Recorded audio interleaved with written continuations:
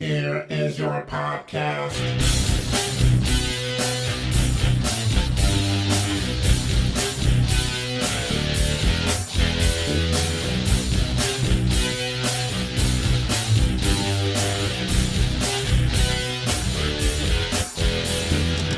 You know, I've been doing this show 9 years. In the beginning, it was great. I got to show up and just talk and leave. That was fantastic. But now Mex sends me this theme song, tells me to put my own voice in it. Lily shows up. She doesn't produce a goddamn thing. All she does is laugh, turn around, and go home. The only thing I don't wind up doing for this show is listen to it. That's your fucking job. Hey, what's happening? Mike Schmidt, 40-year-old boy podcast. That seems enthusiastic. That's a lot more enthusiastic than I thought it would be in the opening section of this show, in the opening words, in the opening talking. You know, I'm going to tell you that. Let's just get this out in the open right now. Fuck real life, folks. Nobody likes real life, do they? I know you're out there now. You're tooling about. Perhaps you're jamming things into your iPod vagina so you can listen to me, or you're listening to me in the car, whatever the fuck you're doing, and you're working for a living and working. You're taking what they're giving because you're working for a living. Perhaps you're working on the railroad. How long? All the live long day, of course. Perhaps you're working in a coal mine going down. You're working in a coal mine. Woo!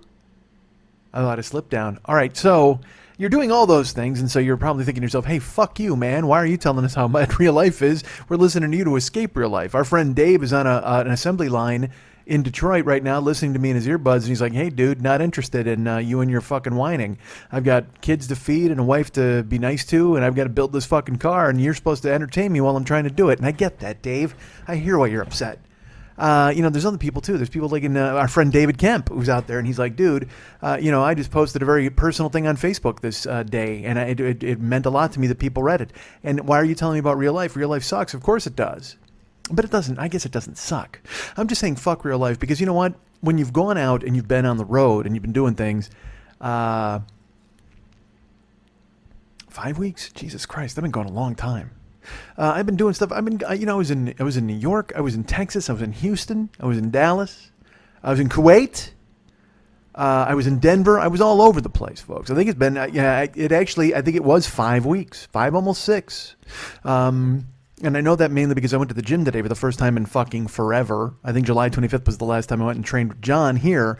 I did stuff while I was on the road, but you know what I did? Here's what I did. I did that bad workout that you do when you're alone, where you just kind of go down and you're like, hey, I'm going to do some curls. This will be fun. And you just do fucking 3 sets of curls and then you're done. You're like, why are you doing that?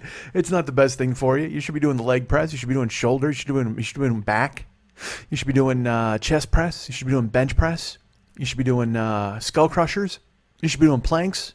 You should do all those things that I do with my good friend John. But when I'm alone, fuck, I can't be bothered. I don't want to get out of the hotel room to do that. Why would I fucking do that?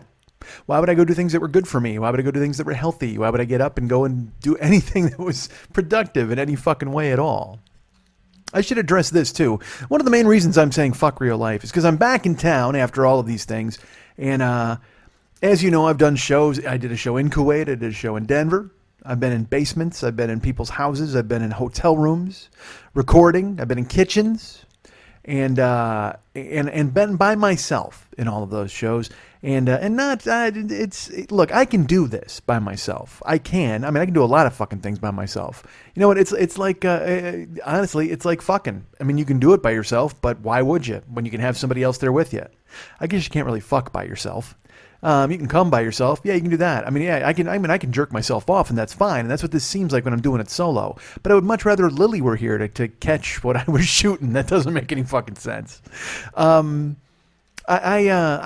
can fucking do this by myself, but who wants to, man? I mean, that's not what the show is. If I wanted to do it by myself, I would have done it by myself from the jump. So anyway, I'm back in fucking town, and then Lily was going to come here and do the show, and I've kind of put off talking about Kuwait because I wanted to talk about it with her and have her here to listen. And just it adds more to my show. It adds more to my experience. It makes me happier to do it that way. That's how I prefer to work, folks. I know you're out there, and some of you are new, some of you are old, some of you have been around from the beginning, and you're like, fuck, I get it, Mike. Some of you are new, and you're like, well, fuck, just talk, dude. You got a microphone. Yes, I get it. Slave driver. I don't know why the fuck you think you're the boss of me. You're new to this fucking show. You just came on board. People who started listening in the past 5 weeks, you don't know that there's a whole other dimension to this show. Sometimes I'm in my friend Dave's basement, and he and I are shouting at one another. Sometimes I'm just here by myself, and I'm talking, and Lily's laughing, and she's enjoying the show, and it's a different dynamic. But when I'm by myself, like like you've heard these past 5 or 6 weeks as I've done plugs and put in old shows. Although I guess if you did come around these past 5 weeks, you heard the old shows that I put in. And so you heard that Lily was a part of those. And so you say to yourself, well, fuck, that guy has somebody else who's not there. And yes, she's not here. And it's glaring to me. Maybe not to you, man. I don't fucking know. But the point is I came back here and she was going to do the show and I was excited. And then we were supposed to record yesterday, Tuesday, and she's like, hey, man, I have a migraine, and I don't think I can make it on Tuesday. It'll probably be Tuesday night or something. And I said, well, I'll tell you what. She told me this Monday, and I said, I'll tell you what, just let me know, but I can even go Wednesday if you want. She goes, great, that solves it, because I didn't want to even worry about tomorrow. I'll definitely come over on Wednesday. I said, great.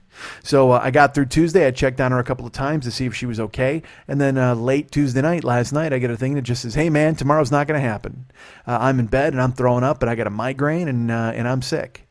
And look, it's important that I point this out. I'm not mad at Lily. Certainly I'm not mad at Lily because, I mean, I traveled last week. I traveled the last 3 weeks. It's not her fault. She was available on those weeks, I think. Or maybe she was in Cape Cod or dancing naked in a fucking tent. I don't know what she's been doing with her time. All I know is at some point, she wound up getting a migraine and was unable to join me this week. So I'm not mad at her. And I'm not mad, period. I'm just frustrated and fucking pissed because, I mean, I've held off and I do this show by myself a lot. And that's fine, and it gets it done, and I can bring you whatever I'm going to bring you, and then, but it's not as good to me. It's not. I mean, and you guys are the judge of that, and you're cool, you're listening, and you write me and you tell me it's good or whatever the fuck. But I know in my head how I like to work and how I want shows to be, and you know, when I fucking sat on Kuwait now for fucking 2 weeks, 3 weeks, because I really wanted to have her here, and I wanted to fucking tell her that stuff, and she'd be listening, and I'd be talking, and she'd possibly be laughing, or she might enjoy it, because, man, I haven't fucking talked to her since I left. It's just been texts, so it would have been cool to be in a room with her and have her experience this. And I know you don't want to fucking hear me bitch. Believe me, the last fucking thing you guys want, like I said, I got friends out there who are working, they're doing jobs. My friend Dylan, who still doesn't have his links that I sent him and he hasn't replied to my email. Our friend Steven in New York. Of course, Liana's out there catching Pokemon. She's trying to listen to me while she's doing it. Our friend Valkyrie is up in Canada and she's like, hey, dude, just shut the fuck up. It's cold up here. And I don't blame her. I don't blame any of you guys who are like, dude, don't fucking bitch. Just fucking do your show. Our friend Jamie writes me and she's like, hey man, I listen to you when I'm doing stuff in my house or I'm dusting or cleaning out a garage.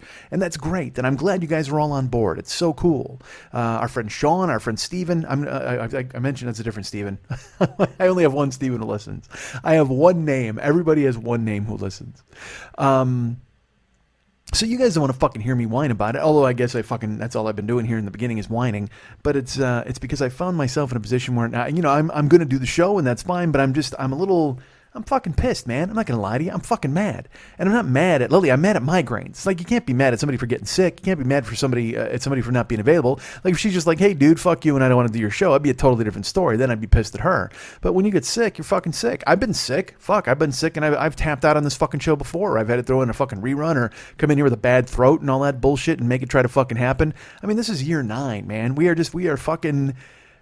are doing it. We are here and we work every week and we try to make this the best it possibly can. And I keep talking about we as if I'm the royal we, but I'm including all of you guys, man, because you listen to me bitch. You listen to me fucking go through this and scroll through it. There's other people who do fucking shows and they're great. You know what I mean? They read emails from people and they talk to people and they have guests or they're alone and they're funny and I don't fucking know. I don't want to berate anybody and to make myself better or throw myself up on a pedestal or off a pedestal. I prefer to do that. That's what I'd like to do. I'd like to get a noose and throw it over a fucking beam and then jump myself off a fucking pedestal. And you can listen to that, right? How about that? How if I just hear a fucking death rattle? You guys fucking listen to me, throw a noose around my neck and leap off the fucking pedestal and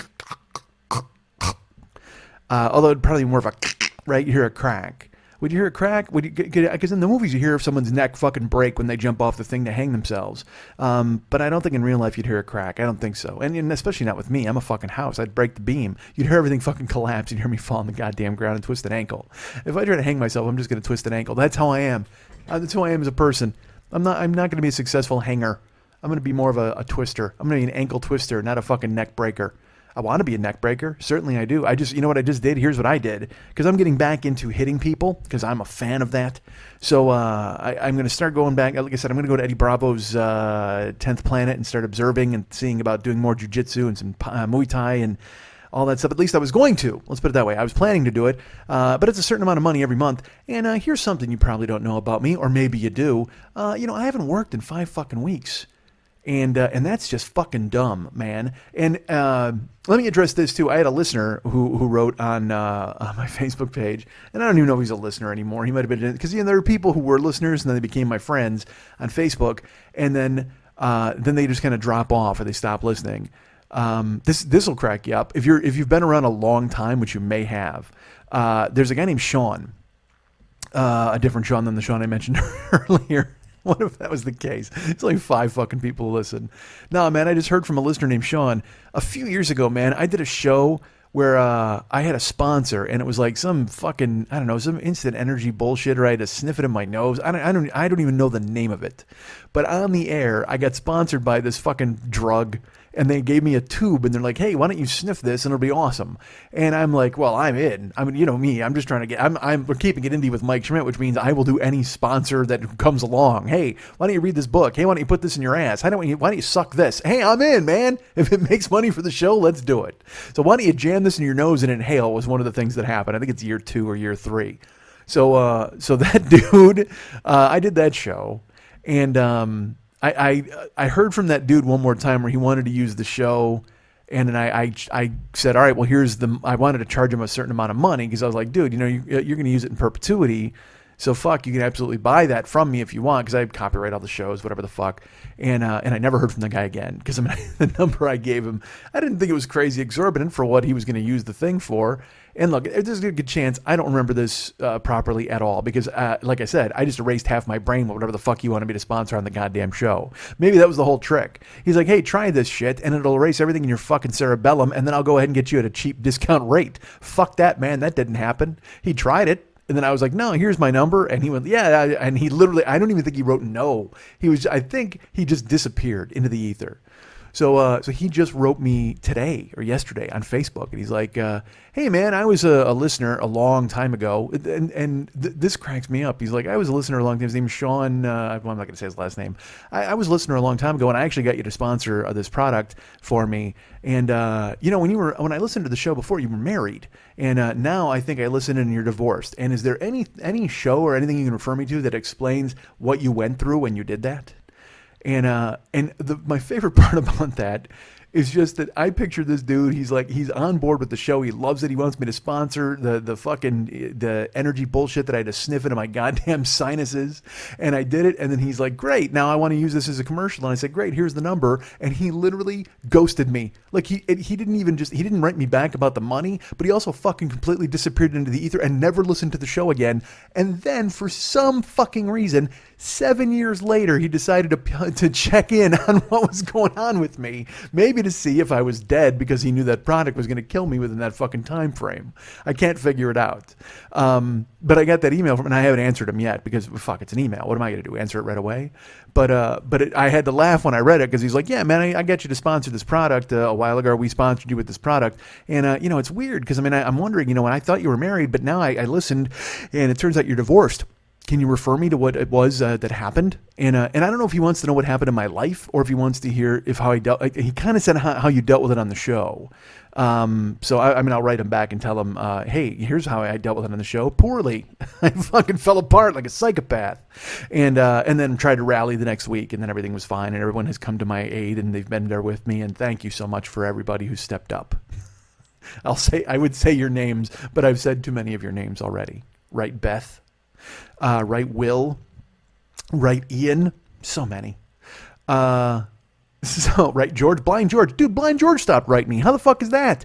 Now I know I've lost you guys. I've totally lost the plot of fucking Blind George doesn't write me a note anymore. Although he was in the middle of moving. Like, he was going somewhere, and he actually wanted to have dinner with me here, and I don't think I wrote him back. So I'm a dick, man. He was going to be here, and he's blind. I mean, that dude, he probably got dropped off at the airport, and he expected me to get him. He's still wandering around at fucking tarmac right now, because I was supposed to pick him up or whatever the fuck, because I never answered him. He's just like, hey, man, I'll be in LA, and if you want to have dinner, that'd be great. And I was like, hey, you're blind, and I'm not going to answer your email because I am a cunt. Why would I answer you at all? Why would I write you and tell you how fucking great things are?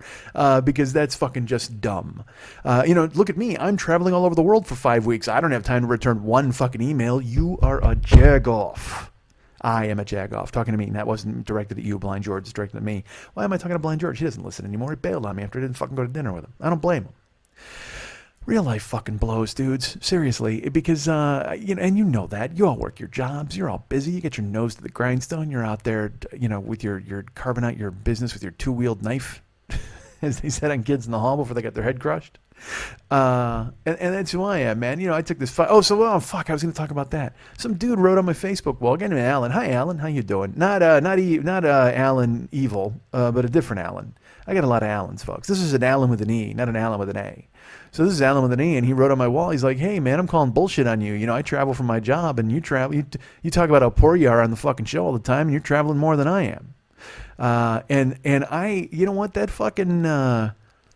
And this is enormously petty, probably, to be bringing these things up on my own comedy show. But what the fuck? I talk to you guys all the time as if you're here. And it's not like Lily's here laughing at anything, and there's no point to fucking really talking about anything that's going, I have to. Max did the artwork. I got to fucking match it. But how great is that artwork? Look at it right now. How fucking fantastic is that? And I know it's not really artwork. It's just my face, but I look fucking great. And I'll explain all that shit in a minute. But Alan wrote me, and so then I he wrote it on my public page, and I was going to write him and just, I wanted to write something on the wall, and then I was like, you know what, dude? I wrote him, and I said, look, man, I saw what you wrote, and I'll answer you eventually. I didn't want you to think I was ignoring you, but I'll write you a note and explain everything. And then in my head, I'm like, why the fuck are you explaining anything to anybody? But it's because, you guys are you're my friends, technically, and you're kind of in my life, and you know what I'm doing. So, I mean, I'll just deal with it here because I don't want to write Alan, and he might not listen. If he doesn't fucking listen, then I guess I'll write him, and who knows what the fuck. But, Alan, I took all this time off. I took these 5 weeks off, and I shouldn't have, quite frankly. I'll be honest with you. I'm not a guy who's got any fucking money. I'm not a guy who's rich. But I busted my ass through all of fucking July and the end of June in order to be able to take this time off. I guess that's my answer to you. So much so, well, whatever. I was driving like 60 hours a week. And then because I was a platinum driver, I mean, I was bringing home, I made like $1,300 a week for like 4 or 5 weeks. So I was able to do that and, and prepay my rent and pay some bills and stuff like that because I knew I had this time coming up where I was going to be off. So it's not like I'm just fucking lollygagging around and like, everything's fantastic. I mean, I did have to drive like a fucking psycho for 5 weeks in order to take that 5 weeks off. Not that I owe you a fucking explanation, Alan, but, we're all friends here, and you asked, technically, although you called bullshit on it, you weren't really nice about it. You were like, hey, Mike, you could have said, hey, Mike, this is pretty cool that you get to do so much traveling, but, man, I thought you weren't making a lot of dough or whatever, and really, it's none of your fucking business, but, I mean, I don't care. I'll fucking tell you. Why not? Apparently, I just did, and apparently, I'll call you out in front of everybody like a fucking dick. Why am I doing that? Because, honestly, I don't lie. I mean, I guess that's what it was. That was the main thing, was it felt like I was being called on, like I was portraying myself as something that I'm not. And I mean, I've never said that I'm poor. I mean, I live in an apartment. I pay my bills, and everything seems to be okay. And yeah, I travel back and forth, and stuff like that. So I mean, but I'm not. I mean, this is so stupid. I still get fucking notices from credit cards and shit like that. I mean, I'm a human being. I'm you, man. I'm fucking you, and you got kids and stuff like that, but I don't. So that's the thing. That's another luxury. I don't have any kids, and I don't have a fucking family, and I don't have to worry about fucking sending anybody to college. I missed that fucking window. So, I wasn't, I didn't knock anybody up, so I don't have to, I'm not responsible for any mouths to feed. So it's just me. So if I want to take fucking 5 weeks and disappear, well, right now I can do that. Now look, it doesn't mean I went to the fucking Seychelles Islands or I think that's the fucking how you pronounce it, or Hawaii and laid around. I mean, I went to ball games and stuff. You can get into a ball game for $10, $12. And hotels I paid for, and we were and Ubering and things like that. I mean, it made a difference. I mean, I was able to pay my fucking bills. Why am I fucking justifying this? I don't know. It's because I don't want to be perceived as a fucking phony. Isn't that weird? Like, and it shouldn't be anything like that. I shouldn't be thinking that you guys are phony. And this is the shit that happens when Lily's not here. You know what I mean? I should be on a linear course where I'm actually talking and telling you about things that have happened in the past. But instead, I find myself fucking navel gazing and wondering what the fuck and trying to come forward and tell you guys what's up. And also, it's been a fantasy land, and then all of a sudden you come home, and then shit kind of falls apart, and you just go, man, what the fuck? What's happening here? And so now because I again, like I will say, I drove the car into the fucking ground. Here's how much I drove it into the ground. I got an oil change in June, and and they put that sticker on your window, and it says, "Hey man, your oil should be changed again October 15th at 71,000 miles or whatever." I was at 72,000 miles when I parked the car on July 26th. I got the oil changed at the end of June. So I put 4,000 miles on the car, I think, in 4 weeks, because I was out driving and trying to make as much fucking money as I possibly could. Well, that was great.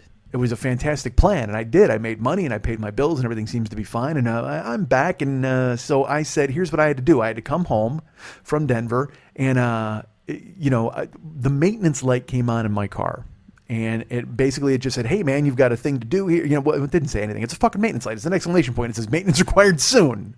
So I knew it was an oil change because I looked at the sticker, and I put 4,500 miles on the car in 4 weeks. So I was like, all right, well, fuck, I got to do that when I get home. That's one of the first things I got to do. But I got home from Denver on Friday. I couldn't get in to do the oil change, and that my guy is closed on Saturday, Sunday, and Labor Day was Monday. So I called and I said, hey, man, can I come in on Tuesday? And he said, probably not. And it didn't matter because I was recording with Lily Tuesday anyway, so I was fine with it. So I said, I'll be in Wednesday morning. He said, great. So I couldn't drive over the weekend to get back and jump into the whole routine of making cash, and I had to get the car fucking washed and all this other nonsense anyway. And again, this is all minutia, and I don't even know why the fuck I'm telling you all this bullshit, but it's because, again, I don't have a producer here to rein me in. It's just me. So when it's just me, I talk about whatever the fuck is going to happen. And it's not like there's a plan when Lily's here and I've got a script, but at the same fucking time, I'm just fucking talking. That's it. That's all. Because fucking real life blows, and I'm about to tell you why. So I worked those 4 weeks hardcore, and I drove the car into the fucking ground, and then I parked my car on the 26th, and I've driven it like a couple of days in between. I got back from Kuwait. I was here for a day and a half, like I said, and then I went to Denver, and I came home, and I took the car out on the weekend just for errands and things like that. But when I drove it, like I said, the maintenance fucking thing and the exclamation point were lit up, but also when I would back up, my car started to do that, that noise from your brakes. Was the rear brakes, and I was like, oh man, and part of me was like, boy, I fucking hope that's just because I haven't driven the car in over a month. That just seems like that's from inactivity, right? Isn't that just the car being temperamental and sad? Isn't that it? Like when you have a kitten and you come home and it just wants milk. That's what my car wanted. It just wanted fucking milk. As I was backing up, and it didn't make that noise when I was driving. It didn't make that noise when I stopped. It was only when I was backing up. So I know what you're saying. Don't back up, man. Good thought. So I knew that had to be looked at. And my guy Dave is, Dave, Australian Dave. He takes a look at my car and he lets me know what's wrong. And there's always something wrong. So he was my guy, and I called him, and he couldn't do it on Tuesday, and that was okay because I was recording with Lily. Or he couldn't do it on Monday because it was Labor Day. Tuesday, he wasn't sure he could record. Whatever the fuck. Then Lily canceled on me on Monday. She's like, I can't do it on Monday? Monday. She called me on Monday. She's like, Tuesday's out. So I called Dave. I go, hey, dude, can I bring the car in on Tuesday? He said, yeah, it's fine. Bring it in. Bring it in. That's fine. That's not a car. That's a car. I'm like a Dave. All right. I'm just going to do that voice to piss fucking Mex off. So I go in to see Dave. Dave, the dope fiend shooting dope, who don't know the meaning of water nor soap. I said, I need bullets. Hurry up, run. The dope fiend brought back a spanking shotgun and then looked at my car. I pulled it in. I said, look, it's making this noise with the back brakes, and then it needs an oil change. And then do me a favor, give it the fucking once over, make sure it's tip top, because I'm going to bury it over the next fucking, because now I'm home, and I'm home for all of September. And that means I am going to jump right in. And Podfest week, whatever the fuck. I'm here. But I'm going to be driving. So I said, just do me a favor. Just give the car the fucking once over. He's like, great. So I go to a fucking coffee house and I hide in there. And then he calls me up and he's like, all right. He doesn't do that. But he's like, you need rear brakes. And I go, do I need the whole fucking shebang? And he's like, well, you can probably get away with not doing the discs. I don't know that. He's from Liverpool all of a sudden. You can probably get away with without doing I can't even fucking do it. He said you can probably get away without doing the discs, but he can do the pad. He has to do the pads. He said, I got to do those. And I said, all right. And he said, yeah, and I'll have to get the oil change. And are you sitting down? And that's never good when your mechanic says that. And again, I trust Dave. I said, yeah, what? Fuck, what? He goes, your water pump is going. And I said, what does that mean? And he goes, well, you probably need a new water pump. I said, all right, can we do that today? And I said, how much are the brakes? And he goes, well, the brakes and the oil change without the discs, probably around 300. I said, fuck. All right. Now I should just, why? I have a certain amount of money in the bank because, again, I have not worked in 5 weeks. I've spent money over the last 5 weeks. There's been hotels to pay for and some food to pay for. When I was in Kuwait, I was lucky enough to have a crew of dudes who didn't want me to pay for a fucking thing. I did, I bought some gifts for people and stuff like that. Like I said, I bought our friend, I bought Mex. Well, I'll get into that. But I did spend some money. But at the same time, they, Ahmad, when I got there, he's like, dude, you're not paying a fucking dime. Never take your wallet out. Now, you know me. So, I always took my wallet out, and he's just like, fucking put it away. And he really did say that, by the way. He wasn't, I do Dave's voice, Dave. I can't even do Ahmad's voice for you in some way because Ahmad spoke like me. He literally was American. He might be Kuwaiti, but he speaks just like me. He went to college here. There was no accent.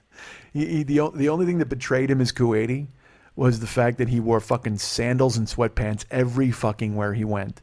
And that, you say that betrays, I say betrays him as Kuwaiti, but in America, that would just betray him as like a deadbeat dad. That's how Ahmad dresses. He dresses like a deadbeat dad. Just fucking sandals with socks and fucking sweatpants and t-shirts. And he's 26. And I mean, I'm sure when he goes to work, he probably wears a fucking tie or a hard hat or a vest. I'd actually like to see him at work because when I saw him, he was casual the entire fucking time. But I'd almost like to see him at work, like, walking around like dressed like fucking Smithers or like those inspectors in the fucking, because that's what I think he does, which is so dumb. He works for a refinery. He's a fucking engineer. So I don't know if he's a safety dude or whatever the fuck, but I just picture him working, not like Lenny and Carl and those dudes, but I picture him being the guys in the hard hats with the fucking white coats and just walking around. And he's the guy. He's like the Germans who found the fucking what was it? Was it a raccoon? What lived in the fucking generator? I know the family of possums lived in the emergency brake of the monorail. Fuck, here's Simpsons trivia for you from 80 years ago. But when they opened up the fucking, they were inspecting the plant and they opened it up and there was like a family of raccoons and they attacked the Germans. I pictured that's what Ahmad is dressed like. He's got a fucking lab coat on and a hard hat. So yeah. So how the fuck did I spin into that? I don't even know. The fuck was I talking about? Kuwait? And then, being out of town for 5 weeks. Oh, my fucking car. So, dudes, so I've spent money, but not like a ton of fucking money. Even in Denver, fucking, Dennis is just fucking, buying food and dope and everything the fuck else. And I should tell you this, dudes, we went out the day I recorded the show last week, and we went to another fucking game, and we sat in the front row behind the Dodger dugout, the most ridiculous seats in a baseball game ever, and sat there, and there was this fucking, oh no, I talked about all this, remember the foot, yeah, that was the fucking name of the show last week, Jesus Christ, who cares? Well, so we went to a dispensary, and we bought more dope that night, because I recorded the show, we went out that day, we went to a dispensary, remember I told you we smoked dope? Dude, I bought a drink, like a pineapple mango dope drink, and never got to try it. It sat in his fridge. We wound up, because Thursday night wound up getting away from us a little bit. And I didn't even fucking open it. I don't know if it's still in his fridge or whatever the fuck he did with it, but yeah. So basically, my point is, I haven't paid for food or drugs anywhere in this country or any other country in the last fucking 5 weeks. I've paid for some. I've paid for hotel rooms. I had to stay in a hotel room last week. I've been, I paid for stuff. And I paid for my hotel in Kuwait. I paid double rent here. Whatever the fuck. You don't care what I've paid for. Here's a list, folks. Here, let me unroll this scroll for you. And then take a look at all of the numbers I have that fucking add up to what I've done. You happy, Alan? Are you fucking happy, Alan? Alan's a good guy. He's just a guy who called bullshit on me on my own fucking page. And I was like, dude, I'm not fucking rich. Like, if I was rich, I'd tell you I was rich. Dude, if I was fucking rich, I'd be recording the show on a golden microphone from a fucking helicopter. I wouldn't be in people's basements whispering and in my house bitching about the fact that Lily didn't fucking show up. I wouldn't even settle. You know what? If I was rich, I would have the best surgeons fucking pull out whatever the part of Lily's brain is that has a migraine so she could come here and laugh at my dumb shit. And honestly, that would probably help her laugh at my dumb fucking stuff. If they went ahead, do me a favor, do some brain surgery on Lily so she never gets migraines and she thinks I'm really fucking funny. That'd be fantastic. So I'm not fucking rich. I'm not poor. I'm a middle class dude. I'm just a fucking guy. But I mean, that was the thing is I worked for fucking 4 weeks and made almost like $5,000 or I can't even remember how much I made. But it made me, I was able to pay bills and do some stuff. And then also, I was paid to make a personal appearance in Kuwait. So there was still some of that money and fuck. I mean, I'm not, my philosophy and it's, money comes and goes, but memories last forever. That's how I've always been. That's how I've been my whole life. It's why I'm 49 years old and I live in a 1-bedroom apartment. Probably. It's why I don't have a house. It's why I don't have kids. It's why I don't have savings or I don't have a funeral plot or whatever the fuck you guys have or life insurance or any of that bullshit. I only have health insurance because the president said I could. I had to go executive level to get permission from that fucking guy in order to make sure I didn't have a cough. Honestly, how's that for you? In order to make sure that once a year they make sure I don't have diabetes and my blood hasn't turned into fucking Hershey syrup, I had to get the president to say it was okay. So good for him. So I'm not, I might be going places and doing shit, but it's not like I'm fucking loaded. You know what I mean? I literally, and I shouldn't even say this out loud. I had the same refrigerator that I bought 20 years ago when I first moved into this apartment. I mean, I've lived in this apartment for almost 20 years, like 19 years. I'll be 20 next year. And I have the same fridge I bought a month after I moved in, and it's fucking great. I don't have any problems with it. And I know I should not have fucking said a word because I guarantee you, if it doesn't explode now while we're on the air in the next fucking week or so, it's just gonna fucking shit. And I'm gonna go, oh great. I'm gonna walk in and it'll be like Maximum Overdrive. There'll be a Green Goblin face on it. It'll charge me and pin me into a fucking coffee shop. That's what's going to fucking happen. It's not just going to fucking fail. It's going to fail cataclysmically in a way where it tries to kill me. Like you'll find me locked in it. Like fucking Indiana Jones. This fridge isn't just going to fucking like collapse. I'm going to wind up finding some way to seal myself in it. I'm going to reach in and try to get some water and it's going to close the door behind me and then I'm going to fucking die in there. Because that's how it works. I can't just have something normal or simple happen. It has to be something ridiculous. Just like I said when it happened in Kuwait, when I got slapped by the dude at the luggage carousel, and the woman is just like, "Hey, should we be nervous?" And I said, "Look at my hair." And then I told Ahmad those stories as we're going to his car, and he just looks at me and he goes, "Why does this stuff happen to you?" Like he said that, I'm like, "I don't know, dude. That's just what happens." So I guess that's my fucking explanation. Not that I know anybody a fucking explanation, but I mean, I worked my balls off for 5 weeks so I could go out of town for 5 weeks. And now I'm back and now I have no money and I have to start working again so I can, because that's how I live, man. I am check to fucking check. And I don't mean a couple of guys named fucking Pozny back and forth. I'm talking about that because that seems like a Czechoslovakian name. Are there even Czechoslovakians anymore? I don't know if there are. It's Croatians and Serbia and the Ukraine. Ukraine is strong. Ukraine not weak. So I'm that guy. So I mean, I like I said, I live check to fucking check, and I happen to bury myself in fucking money for 5 weeks, and then I didn't do anything for 5 fucking weeks, and now I'm here. So now I'm broke, and I'm not broke. I mean, I got some money, but I've budgeted it out, and I've got bills that are sitting in my queue that have to be paid, and I owe some money, and so I'm like, all right, well, I'll go ahead and hop into the car, and that'll be fine, and I'll get that all taken care of. And then Dave said, I need a water pump.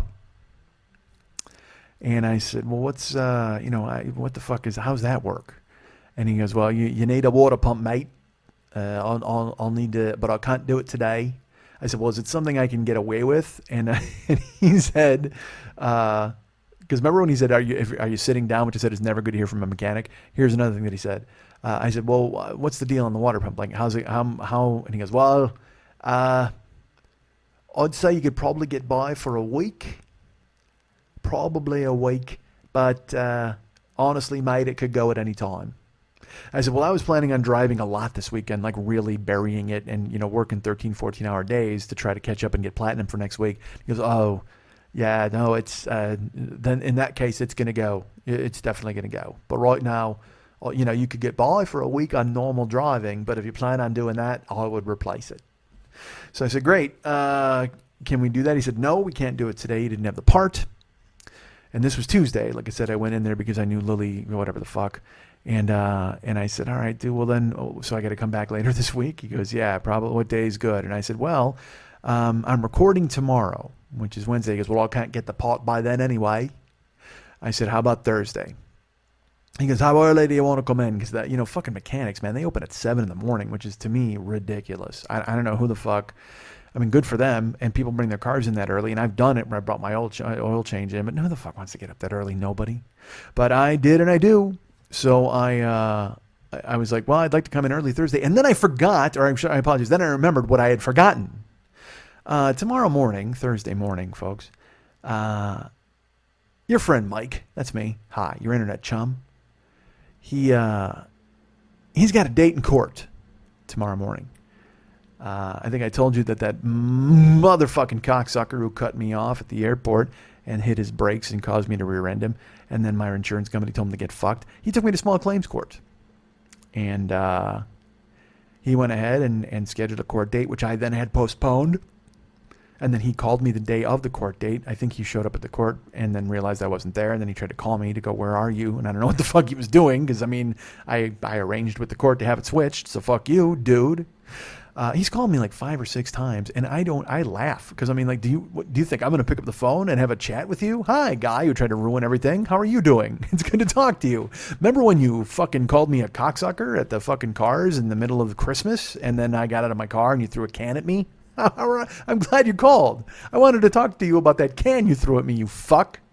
Remember when you tried to put a dent in my head, and then you fucking engineered a scam to try to steal money from me, and people saw it, and then you laughed in my face, and I told you I knew what you did, and you said, haha, you can pay me cash? Then let's sit down and have a civil chat on the phone, because you seem like the kind of guy who I definitely want to talk to. You know what's funny? I don't want to talk to anybody on the fucking phone usually, but you cocksucker, you're definitely the kind of guy I want to have a chat with, because you show initiative, you show moxie, you show spunk by trying to railroad me and steal my fucking hard-earned money. Fuck, what do you expect me to do? Work another fucking 5 weeks to make money to give it to you? I don't think so, pal.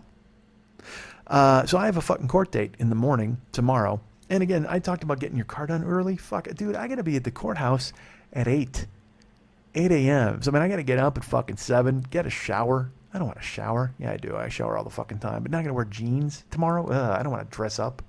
I'm not going to wear a suit. But I mean, I got to look like a normal human being. And I got to get there and meet my guy, because I'm talking to Daryl from Mercury Insurance. That's my insurance company. I don't know why I told you that, but I did. Daryl's been on top of it. And he sent me today, he sent me my paperwork with like 4 different angles of the car and his car. I've got the signed affidavit and statement from the witness who saw it. And he told me, our court case is at 8:30. Plan on being in court for 3 hours. Because of course, why wouldn't you be in court for 3 fucking hours for something that starts at 8:30? And I'm hoping, let's put it this way. You never fucking know. It's like in a UFC fight. You never let it go to the judges. You try to knock the fucking guy out. You try to submit a guy. You don't want to ever let the judges judge, because maybe there's a judge who doesn't like the color of your pants. Or maybe there's a judge who doesn't like your haircut. Or maybe there's a judge who doesn't like strikers and he likes more grapplers and he's just going to fucking vote for the other dude. You can't leave it in the hands of the judges.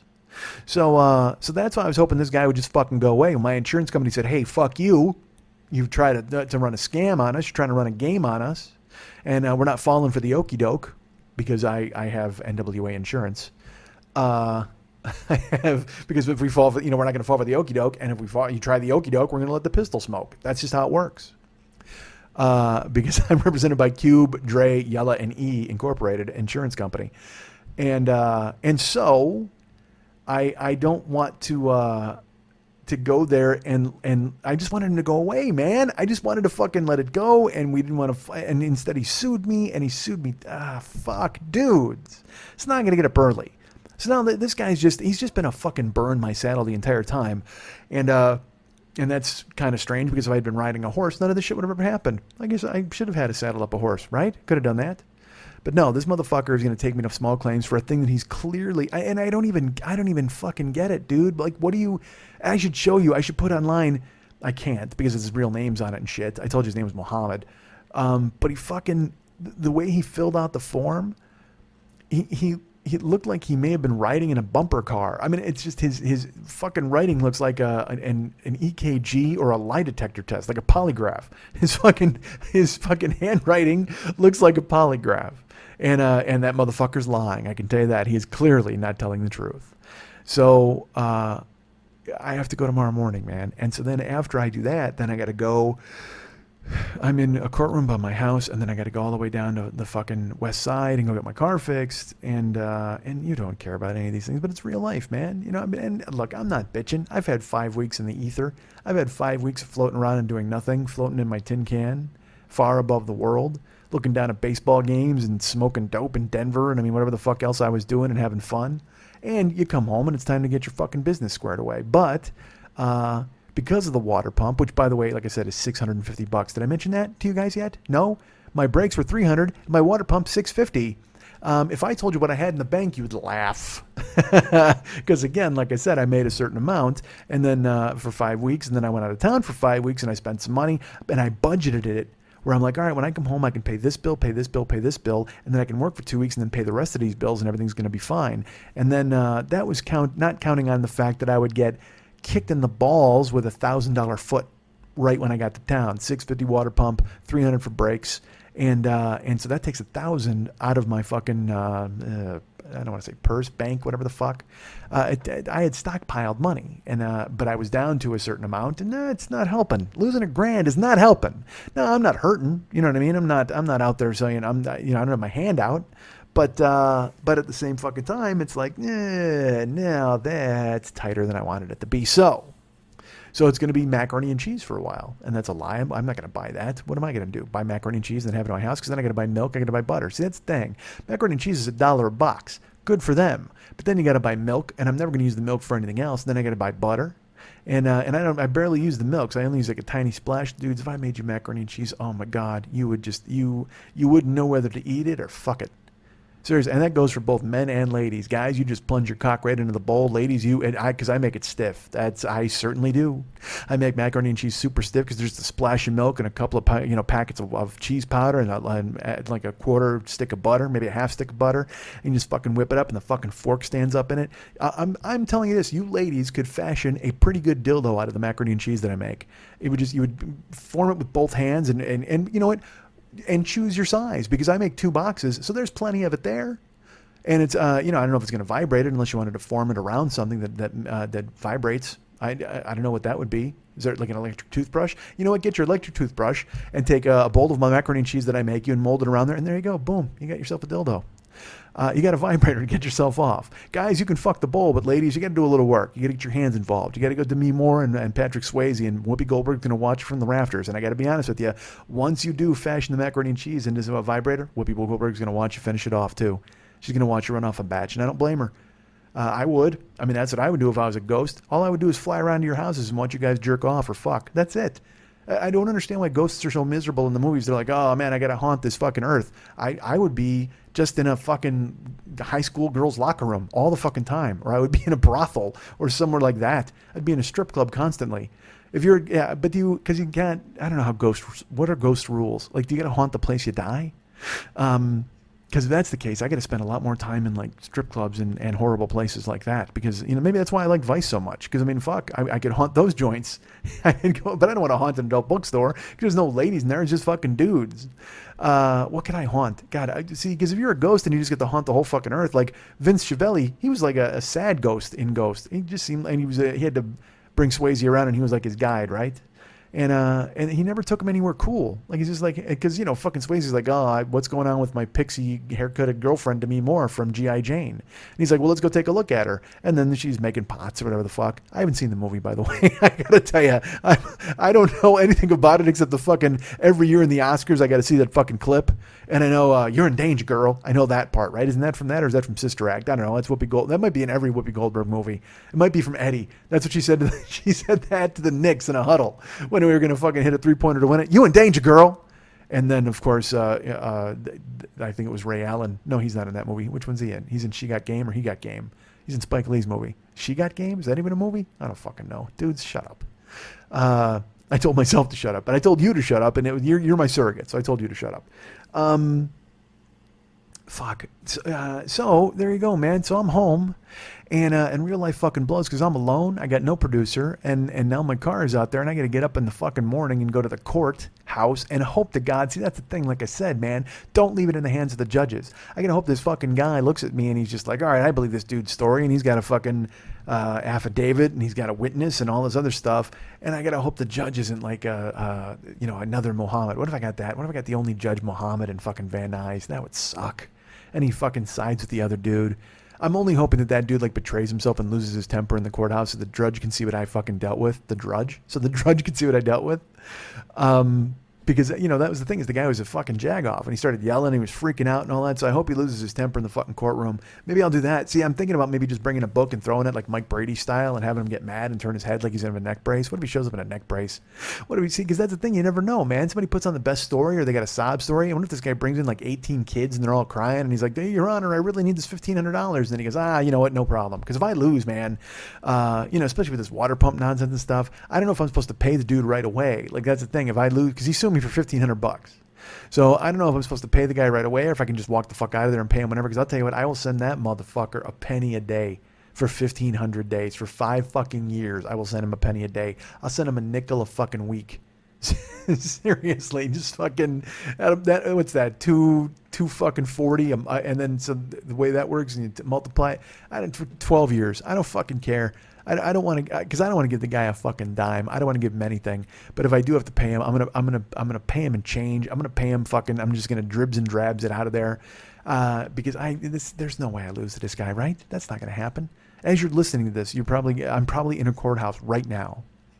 Although some of you are listening to this later and later. Oh, if that Sean guy, you're not listening at all. He'll write me about this in 8 years. Hey man, it's funny. I listened to you once before and I got you to smell this fucking nose thing and destroy your brain. And then it turns out you get divorced. I don't know if I had anything to do with that. So, and then I wrote you a note, and now here we are 9 years later. Like 9 years ago, you were going to a courtroom for a small claims thing against you for some guy who pulled in front of you. What the fuck ever happened with that? I'm like, Sean, are you just going to fucking get updates on my life every 8 years? Good for you.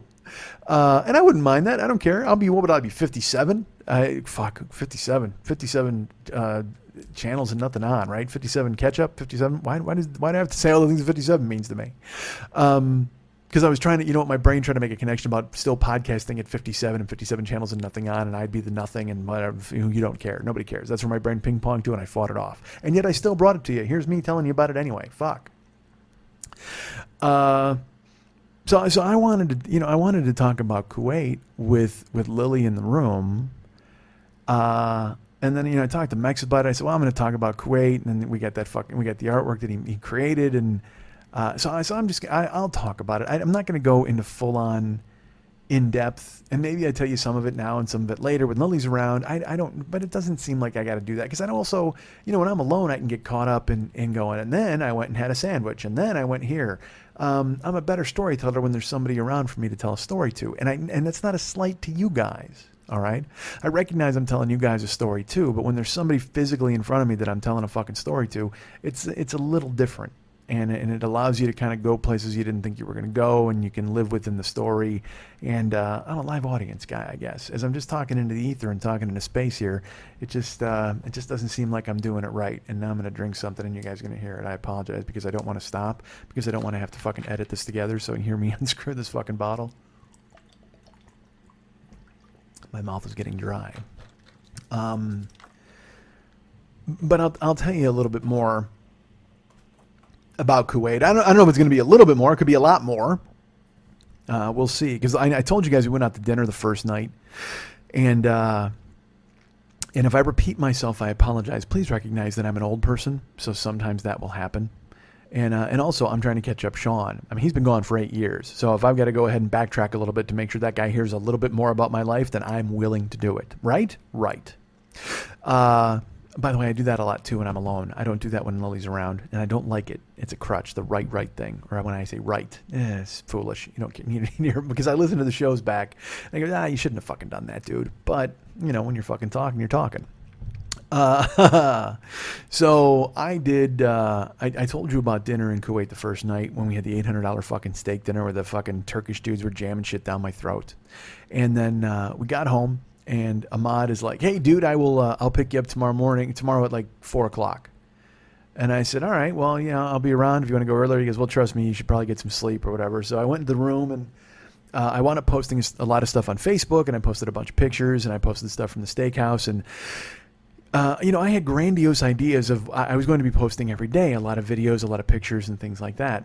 And I don't know if I've told you why I didn't. I will get to that. But I'm planning on it eventually, because then part of me wanted to just create a page, like a Mike Schmidt in Kuwait page on Facebook. And, whatever the fuck, you don't care.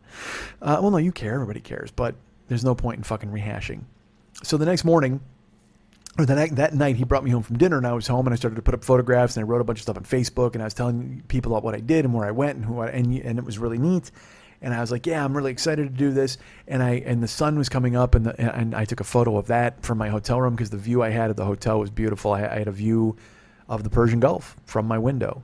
There's like a bouncy castle out there, and there's a bunch of people in fucking burqas and hijabs at the beach. I saw a couple of burkinis. Those are fun.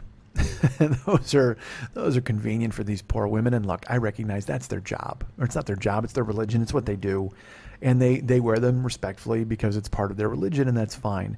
But the burkini, because it's 112 degrees, 118 degrees out there, and you wear a burkini. It was bad enough you got to wear a burqa, but then you're like, oh, I'm gonna get some fucking relief and head down to the beach, and then you slap on the burkini. It's like, oh my Christ, why? Although Christ has nothing to do with it, really. So I was going to bed that night, and he said he was going to be there the next day, and he's like, oh man, I'll probably be at your place around 3 o'clock or 4 o'clock. I think I said 4. And I said, great. So by the time I finished posting everything, it was like 5:15, 5:30. And the spa opened at 7 o'clock a.m. This is a.m. So the spa opened at 7 a.m. because I was fucking wired, man, from flying and the trip and all that stuff. And it was just to be in a new place was so fucking exciting. So I'm like, man, I'm gonna totally, you know what? I'm gonna go to the fucking hot tub. At 7 a.m., I'm going to go to the steam room and the sauna and the hot tub for a couple hours, and then I'll come up here and I'll sleep until he grabs me at 3. I'll grab like 5 hours of sleep. And so it was like 5:45, I think it was, and I laid down on the bed, and I looked at the alarm clock, and I'm like, all right, you got an hour, 15 minutes here, and that's fine. And then I closed my eyes, and then I opened them again, and it was 3:45 in the afternoon. I had slept 10 hours and didn't even fucking blink.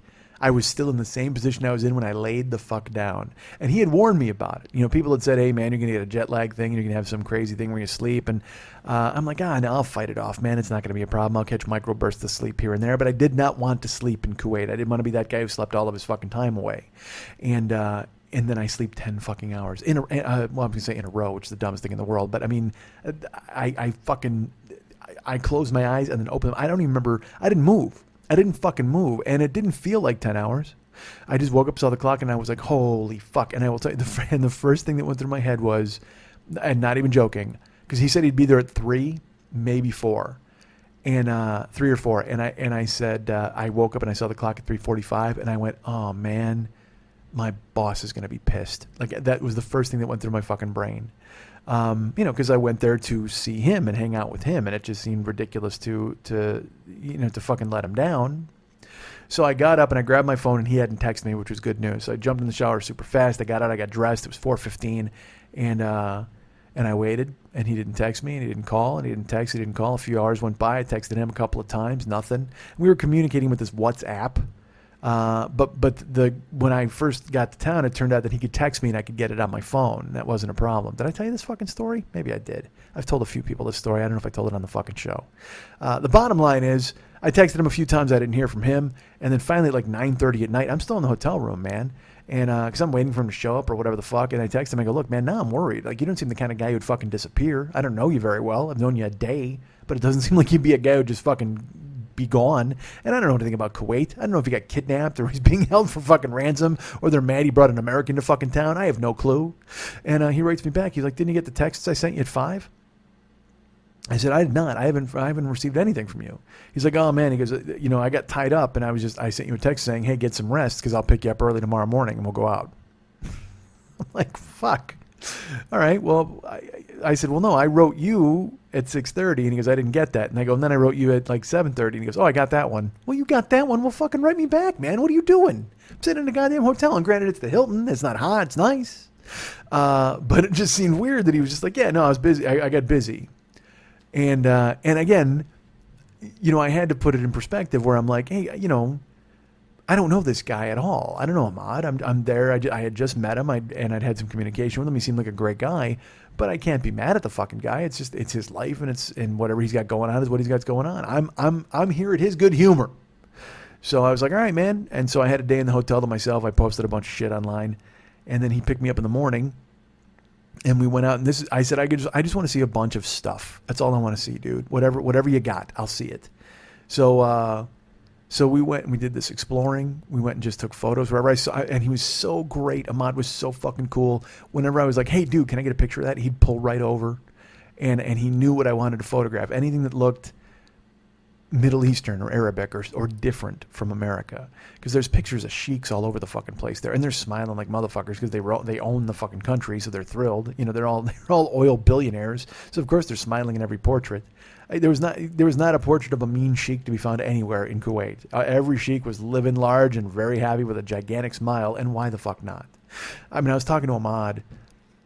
He was telling me, because it's funny, when I talked about him on the show here, you guys went into overdrive because I gave his name, and some of you went looking, and some of you found some people on LinkedIn, and some of you found some people on Wikipedia, and you said, is it this guy? Is it this guy? And I'm like, I don't fucking know. I know his name. I know his name. And because I gave his fucking last name on the air. And some of you found that his family is might be the royal family of Kuwait. So, and by the way, the royal family, completely different meaning than it usually has on this show.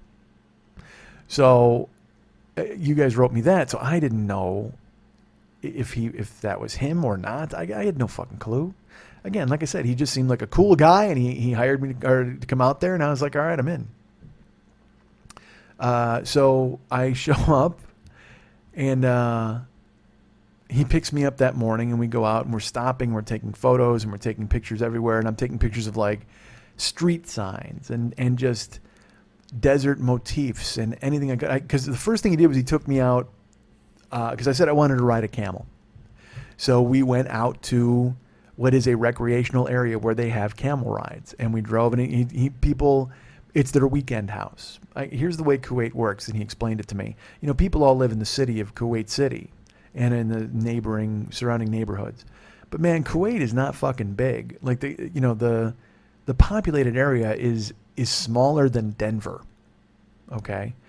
And so, for the time I was there 10 days, and in my head I had all these grandiose ideas. I'm like, dude, I want to go to Saudi Arabia, and I want to possibly go to Iraq or Iran and see if we can get in there. And he's like, yeah, that's probably not going to happen. I don't think you're going to be able to get into those countries because you're American. But here you're going to be fine. And I said, all right, well, I want to go. And again, see, Kuwait to me is a different thing than it is to Ahmad. To Ahmad, it's his home country. It's where he grew up. Well, to me, it was a news story for the longest time when I first started doing stand-up. So I did a bunch of bits about it. I talked about the Gulf War. And so my reference point with Kuwait is the Gulf War, the initial invasion of Iraq, as they swept in and they tried to steal their oil. And then we went in and we had Operation, was it Desert Freedom? It might have been fucking, I don't know. We've been at war with them for fucking 30 years now. Not with Kuwait, but with Iraq and the whole Middle East. I forget which operation it was, but it was one where it was 91. So, Iraq tried to take over Kuwait and steal their oil, and America was like, fuck you, and they went in and they fought Hussein back. That was the war that made sense, okay? The one in fucking, in 2002 was that made zero sense because they lied and there was a bunch of bullshit because the Saudi Arabian, whatever the fuck, you don't need me to explain 9/11, although I think this is coming out on 9/11. Is it 9/11 now? I don't know. I forgot. I shouldn't. I was told not to. They mentioned it. So the point is, in 2001, that was the fluke. That was when fucking George Bush's kid went to war because they insulted his dad or whatever the fuck. Well, his dad ran the first Gulf War, and they went and saved Kuwait's bacon. And clearly, they call oil of their bacon. We saved all of it for them. So I got to town, and I'm thinking Gulf War. Well, in reality, that's a long time ago. Here's how long it is. I said to him, I go, hey, is there like wreckage from the Gulf War? Like, is there burned out refineries and things like that we can go look at? And literally Ahmad's answer is, fuck no.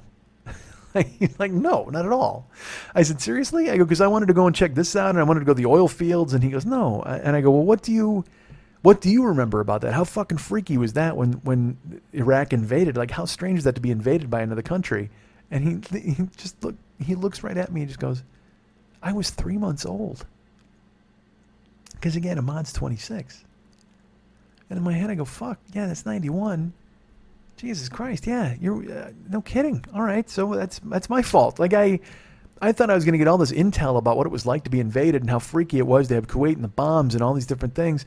And he's just like, yeah, dude, I was fucking 3 months old. I don't have any touchstone with it at all, none. He has no idea. He's grown up in a Kuwait that was liberated and everything was fine. And when I say liberated, boy, I think I mentioned this on the other shows. The American footprint is huge in Kuwait. I mean, it's monsters. We're out driving around sightseeing. And like I said, I'm taking photos of interesting architecture. I'm taking photos of street signs. I'm taking pictures of the big buildings. And also there's dilapidated buildings. It was so freaky and weird. And I think I talked about it here because, again, I touched on some of it. There are all these buildings that are kind of abandoned, and they're in the foreground of giant skyscrapers. Like, there's this Al Tahiji Tower and the Liberation Towers and the Kuwaiti Towers, and they're all really neat-looking architecture and interesting skyscrapers. There's giant mosques and these large chic houses that are like 3 and 4 or 5 stories and fucking huge, like 30 bedrooms, gigantic houses. And then there's these little there's houses that aren't little. They're like 2 stories, 3 stories, but they're abandoned. And he told me that people own them, they just leave and they go to get another house. And they don't sell it and they don't get rid of it. They just they let it sit there. So it's the weirdest country, man. It's like they're building without rebuilding. Like they don't tear anything down. They just build something across the street and go, yeah, okay, we're fine. And I talked on here before about how it's all Indians and Pakistanis who are doing all the fucking building over there. Because he told me Kuwaitis don't have these jobs. Kuwaitis go and they work in the refinery and they work in white collar jobs, and all of the labor, all of the waiters and all of the grocery store people and all the fucking janitors and all the cooks and the chefs, all those people are fucking Indians or Pakistanis or Asians that come over and they make the money and then they send it back to their fucking countries. And it was very strange to touch. They were gas station attendants and stuff like that, which was odd. And it's interesting to see them. They're invisible, man. I mean, the Indians and the Pakistanis are just invisible. They walk through the street like fucking zombies, and it's an entirely different society living within another society. And I wonder if here in America, if maybe minorities feel that way sometimes, where they have their own group, and there's such separation in some of the major cities, and you can go in areas that are solely black or solely Asian. There's Little Tokyo and things like that. But these dudes, I mean, they're everywhere, and they're just like ghosts. It's like they just get ignored by the Kuwaitis. They're a necessary evil to get to do the things that the Kuwaitis don't need to do. And I mean, because again, the country is fucking rich. Like I said, you guys all looked up Ahmad, and you're like, oh, is he this guy? Is he in the royal family? He's got to be loaded. And he's not loaded. I asked him flat out. I go, look, this is going to be a weird question. I threw your name out to listeners. And they, are you in the royal family of Kuwait? And he just started laughing. He goes, no. He goes, I am clearly not. He goes, but there are a lot of, his last name is Alawati. He said, so there's different families of Alawatis here, and I don't know if they're all related. I was trying to figure it out, but there are some who are, big shots, and some that are more important than others. And it's an Alawati. I don't know if it's a clan or a tribe or a family or how the fuck you want to describe it, but I think they're all kind of related. It was funny. He had on his Mercedes, he had in the back, there was like an A, this cool looking inverted A, like it was it looked like 3 A's. So I go, is that like your family crest? Like Alawati? Is it like, because it's really neat looking? And he's like, no, that's where I bought the car. Where my dad bought the car. And I'm like, God damn it. I kept striking out because I kept looking for meaning everywhere. I kept trying to find more depth than I was finding, and in truth, there was not a lot of depth. I mean, I loved being there and I loved experiencing everything that I experienced, but it was just like going to. It was fascinating to see another culture and to be in its presence, but by the 3rd or 4th day, you got used to it. I was no longer surprised by anything that I stumbled into. So the day he took me out sightseeing, we went out to summer houses, and we were looking for camels to ride. And as we're driving, I'm like, camels, camels! I see a bunch of camels in a pit, and he pulls over, and there's no dude there. Like, there was nobody there tending them, and there was no fence either. So I just started walking among them, and I'm like, well, we got to get some photos at least. And, you know, I can't saddle one up because I got no fucking clue of how to ride it, and there's no saddles anyway.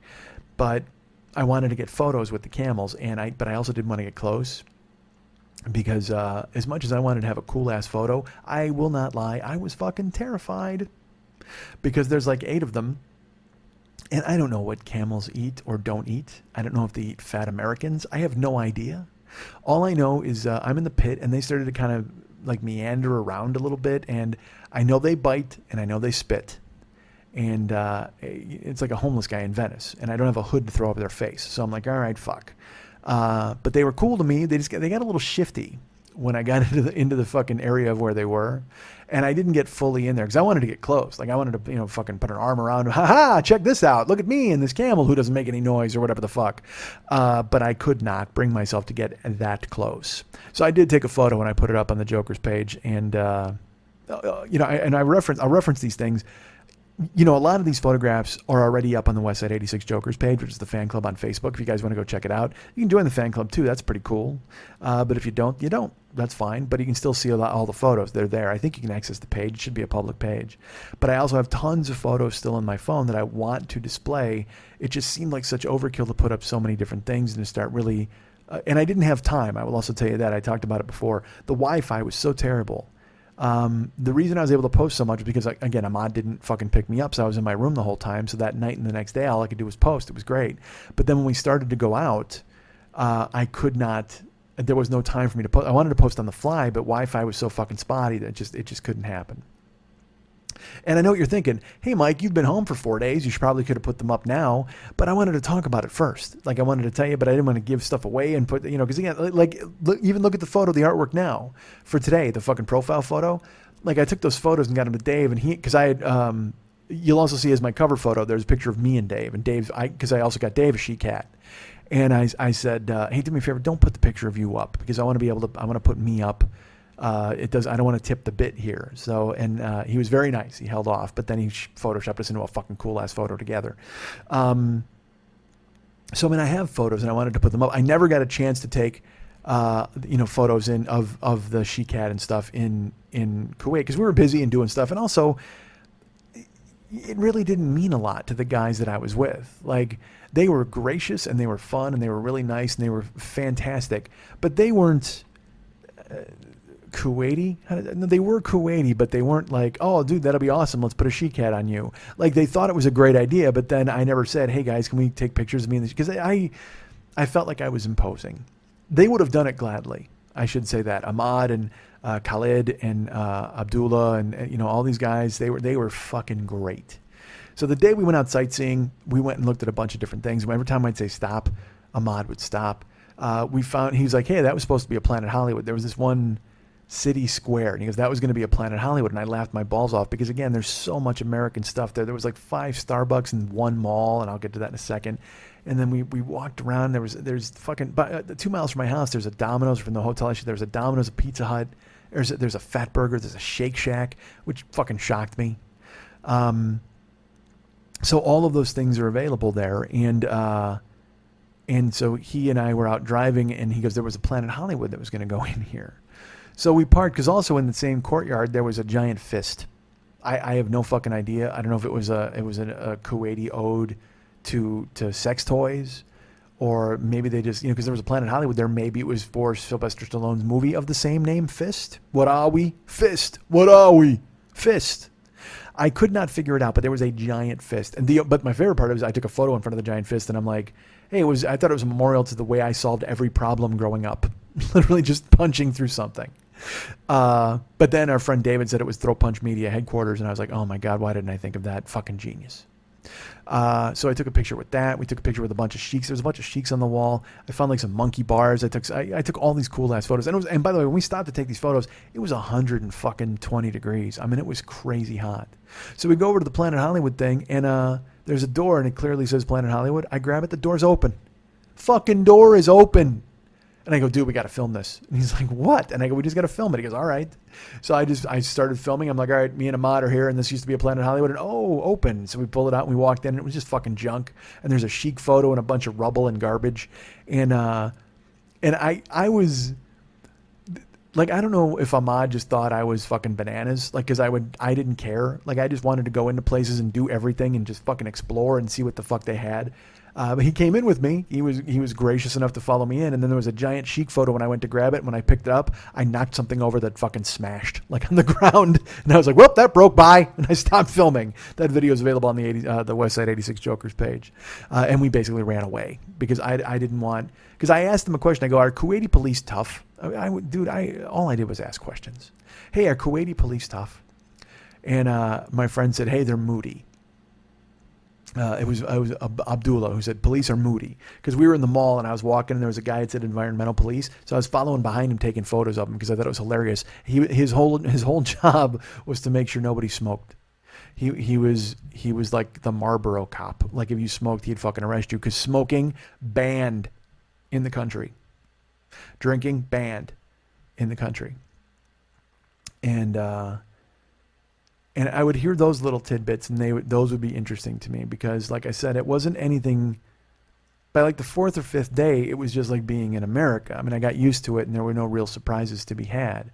But I kept asking Ahmad questions, and I'd say, look, can I sneeze in a public place? Can I blow my nose in a public place? And he just thought it was so ridiculous that I would ask these questions, because he's like, yes, fuck yeah, that's fine. Everything's fine. Kuwait it was literally like America Junior. It just, they just speak Arabic, and they got a bunch of fucking, Arabic signs everywhere. But I will tell you this too, it was really interesting to me flying on Emirates and getting to Dubai and getting to Kuwait. I was really surprised at just how accessible the rest of the world is. And I'm considering that the rest of the world. And I haven't been to Europe, where I've heard France can be a little persnickety and things like that, or Germany. But I mean, these people wanted you to speak English. Like, they spoke English. Signs were in English. There was American music on the radio. There's American restaurants and all those things. And it was really interesting to me that you could function there completely as an American and speak English, and everybody there basically spoke English, which was kind of strange to me, because I kept asking him questions, like, because again, I was fascinated by the women in the hijabs and the women in the burqas. And so I said to Ahmad, I said, hey, look, can I say hi to these people? He goes, it's probably not a good idea. And I said, all right, well, what if, like, can I make eye contact with these women? Should I not look? Like, should I look the other way? Should I look down? And he goes, no, you can make eye contact. And I go, well, can I smile? And he goes, yeah, you can do whatever you want. He goes, you're really thinking wrong thoughts here. Like, because we always hear that people are going to get their hands cut off. They steal shit. There's stonings, and there's adultery, and you can't, hit on a girl, and all this fucking crazy nonsense. And he's like, maybe in Saudi Arabia that stuff happens. He goes, but I go, well, in America, we're told about that stuff all the time. And we see videos and we see these terrible things that happen. He goes, yeah, he goes, we hate ISIS. He goes, we fucking hate those guys. They're complete dicks. Like, it made me laugh because he's Kuwaiti, and to hear him talk, he speaks just like an American. He's like, yeah, they're dicks. We fucking hate them. He goes, because they make us look terrible, and they make you guys think that everything over here is terrible, and it just fucking makes everything look stupid. We can't stand them either. Because, ISIS is basically 30,000 jagoffs.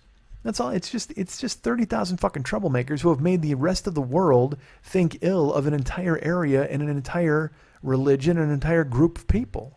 And that's fucked. I mean, it's just fucking, what if like everybody judged you guys by me? Think about that. And I'm not ISIS. I'm not the ISIS of people. But if I fuck around sometimes, and I talk a little shit, and I don't do the things I'm supposed to do, and I'm lazy and whatever the fuck. And when everybody's like, oh yeah, all our Americans are like that fucking idiot, that blowhard who just fucking talks and spend 45 minutes telling you why he has no money in the bank. that would be shitty, right? Because you live a life, you raise your kids, you're a good person. You don't want to be judged by me or the dumb things I do. It's like, here's a much better example. The rest of the world sees Trump, and they judge all of us by it. They do. They look at us and they're like, how can that guy get to where he's gotten? And you have to go, well, you know what? Because there's 30,000 jagoffs in our country who'll vote for that fucking guy. That's why. That's basically it. ISIS is they're the 30,000 jagoffs who make them look bad. Or we've got 30,000 fucking, ridiculous ISIS guys out here who make Trump the fucking guy. But I was constantly asking questions. Can I look at this person? Can I talk to this person? Can I not say anything? And he goes, yeah, it's fine. And I said, well, I go, are there stonings here? Well, because I mean, I want to see a fucking stoning, of course. And he's like, no, fuck no, we don't have any of that. And I go, all right, I'm going to ask you this question. Do you believe in the 72 virgins and all that stuff in the Quran? And he just goes, no, none of us do. He goes, you guys have been told this stuff over and over in Sharia law and all that. He goes, none of that fucking applies. He goes, we don't believe that. We don't think it. He goes, honestly, and there's so many different translations. Originally, it was 72 grapes. And I said, well, fuck, I got to be honest with you. If it's 72 grapes, I give me a vest now. I'll bomb a cafe for 72 fucking grapes. I like grapes, god damn it. And he laughed, thankfully. But he goes, yeah, it all depends on your interpretation, and none of us believe any of that. These guys are everybody I met there was gentle and nice and friendly, and genuinely wanted me to experience Kuwait and have a really good time. Now do they have other things that go on? Yeah, like I think I talked about this where Ahmad, I was at his house waiting, and his sisters walked out, or his sister and a friend, and they walked right past me, and I wanted to say something, but I didn't. I wanted to wait for Ahmad to introduce me, and he did not. And I said, Ahmad, who's that? He goes, my sister. I go, are you going to introduce me? And he goes, nah. I go, all right, well, that seems fucking weird. Are you like embarrassed of me? And he goes, no, it's not it at all. He goes, we just don't do that here. He goes, it would probably be weird for her to be introduced to a man, to a strange guy that she doesn't know. I said, oh, all right. He goes, yeah, so it's not you. He goes, I have friends who don't know my sisters. Guys I've known my whole lives. They might know their names, but they've never met them and they don't talk to them. They've seen them when they come over, but yeah, nobody interacts. It's just that's just how it's done here. And also there is still, like, the guys there, I talked about Hamed, their friend Hamed, who was like hitting on girls on an app. They had like a version of Tinder called Araz, and he had it on in the car, and he's talking to girls, and he's handing me the phone to talk to these girls because they knew English, and I don't know what the fuck to say to them. And because I'm old, and Hamed, he's an army captain, decent, good looking guy, and young. And then he hands me the phone, and they're just like, who is this fucking fat American? Why is Rush Limbaugh in your car? You know what I mean? Not that they know who the fuck he is. But I'm like, and I would look at the phone, and I could look, because I couldn't see the girls. And I just go, I don't know why he handed me the phone. Hi, I'm from America. I'm just here visiting. Enjoy Hamed again. And I gave him back the phone, and he'd laugh.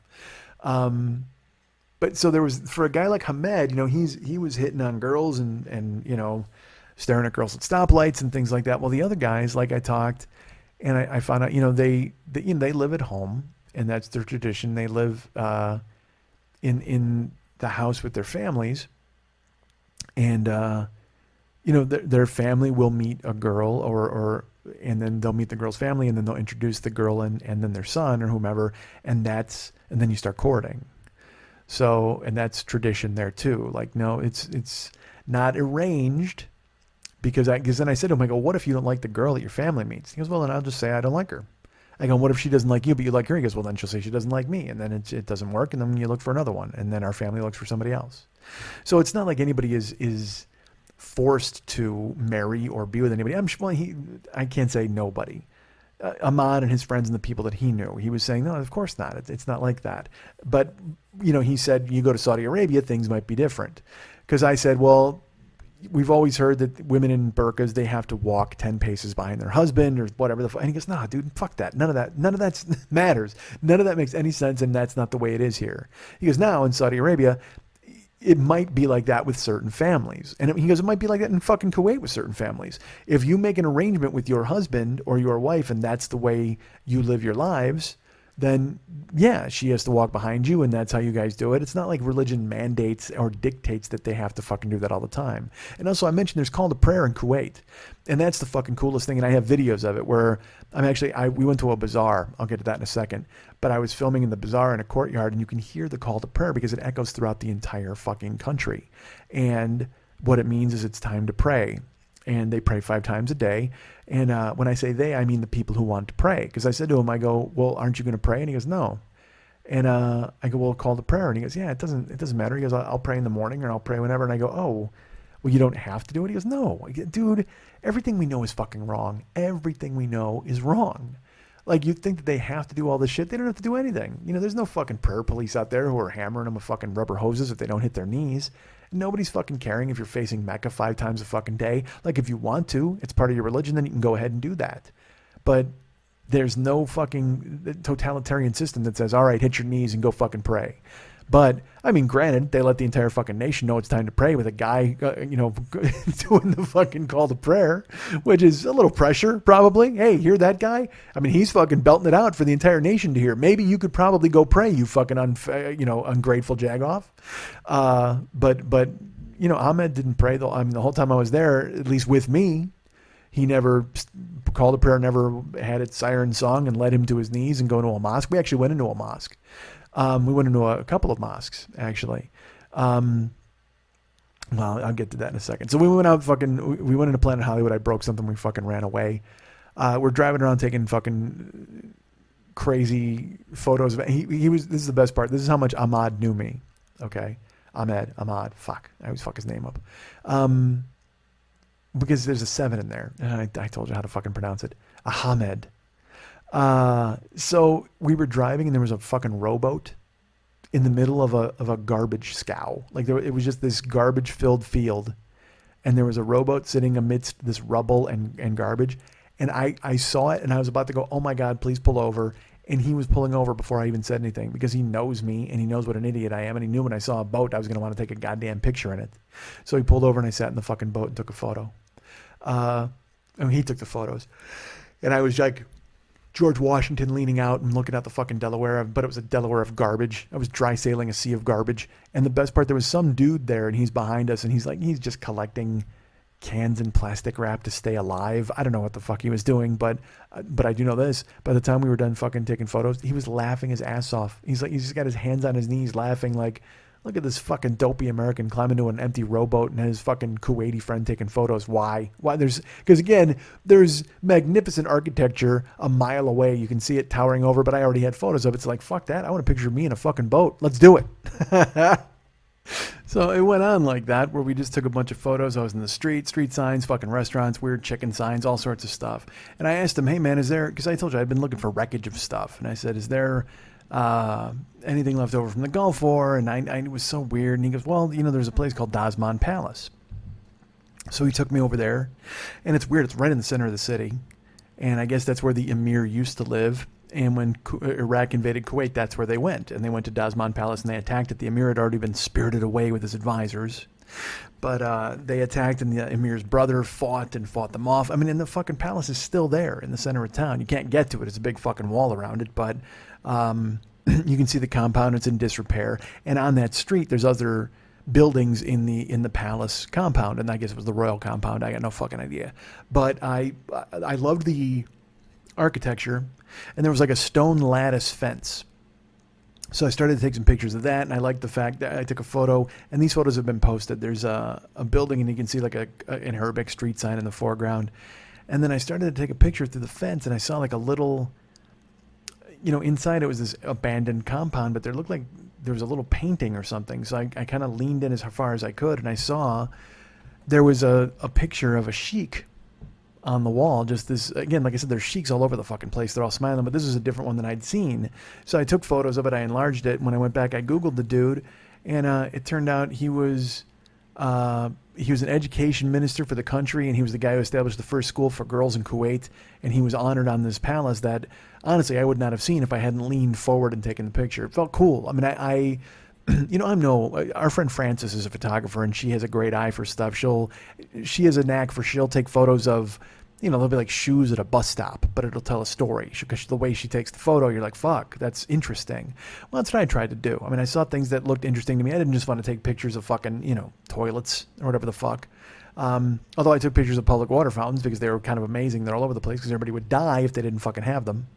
So, but when I took the picture of this palace and I kind of leaned in and I saw just the trim of this photo, and when I leaned forward, I saw it. I go, fuck, and I took the picture, and then I made it larger, and so I posted those photos too. Those are at the 86 Jokers page.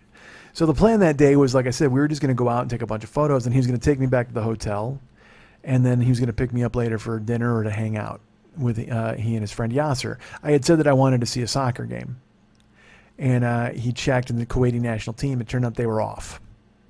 They were off. There was no schedule for them. So he said, well, we'll go watch soccer at a club. It'll be just as fun. There'll be a lot of people there. And I said, all right, cool. I'm in. So, like I said, he was going to drop me off at my hotel. But then he went, you know what? Fuck that. Because it got late as we were taking a bunch of photos later in the afternoon. He goes, it doesn't make sense to drive you all the way out there and then come pick you back up. He goes, let's go get Yasser now and we'll go watch the game. So we went and picked up his friend Yasser. Yasser is Kuwaiti American. So, like I said, they were all Americanized anyway, but Yasser is half American. And he was just the coolest laid back guy. You know, Ahmad was too. Ahmad was really cool, and all of them. It's pointless to even say, oh, he was the laid back guy. They were all so fucking laid back and so cool and so nice. What I liked about Yasser was, you know, he climbed in the back seat and he said, hey, just show him this, just show him that. And Ahmad said, well, we're going to go to a Shisa house now and watch some soccer. And Yasser's like, all right, well, we should take him here. We could go up here. And Yasser, he was very excited to show me things in Kuwait. Ahmad was too. But Yasser seemed to know more places where he was like, hey, we should go here, we should go there. Now, did we go to those places? Fuck no. We only went to a couple. But it was nice that he was like, hey, did you take him here? Did you say that? And Ahmad had plans to take me to other places and was like, oh yeah, no, we went there. We're going to go there. And it was only my fucking third day in town. So, but it was nice to have somebody who was like, well, let's do this, let's do that. Because I was on, you know me, like I said, when I got there, I was like, I'm going to do all this crazy shit. So we went to a Shisa house. Now, if you don't know what a Shisa house is, it's a hookah house. And I told you last week in Denver, I think I may have blew this story because in Denver, I got high. Well, I smoked hookah in Iraq, in Kuwait.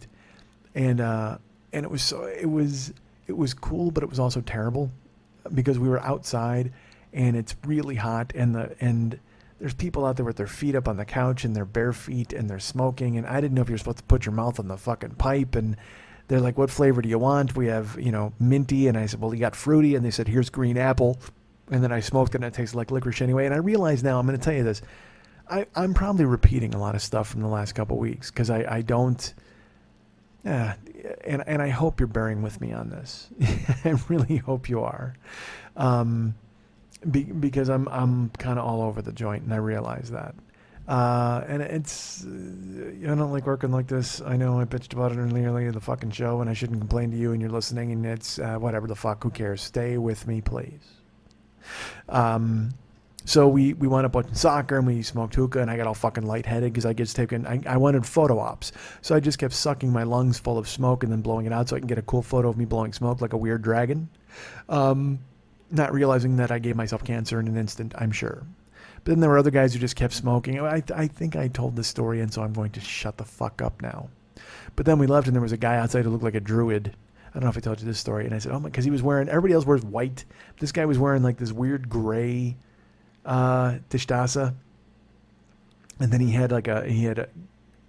just looked like a druid. I said he looked like a druid, so Ahmad thought it was funny. So I went up to the guy and I just took a photo of him. And he didn't speak English, but he was on the phone too. And I leaned forward, just took a selfie of the two of us. And he smiled. Again, everybody unfailingly friendly. I would walk up to just take a photo of them for no reason, and they'd smile. Yeah, okay, cool. I'm in. You're taking a photo of me, weird American? Let's do it. So we left, and we were going to go eat, and we weren't sure what we were going to do. And then Yasser said, hey, why don't we take him to Al Shahid Park, I think.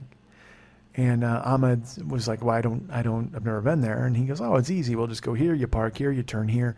And he told Ahmed where to go. And I should say this, Ahmed he is a guy, he's lived there his whole life. But there were places like he didn't know where anything was, and people would tell him where to go. He's terrible with directions. He's like me. He's the Kuwaiti me. He needs his GPS to get home. And it's not even a joke. Like he just doesn't. I think he's just a really smart guy. He's very intelligent. And so you hear like Einstein, Einstein knew all that shit about like fucking the theory of relativity and nuclear physics and whatever the fuck, but he couldn't tie his own shoes. That may not be true, but you know what I mean? Like he doesn't know where to get his mail, or he doesn't know how to make a sandwich. I think that's who Ahmed was. He's like the guy who he's got a brilliant career where he's engineering at this refinery.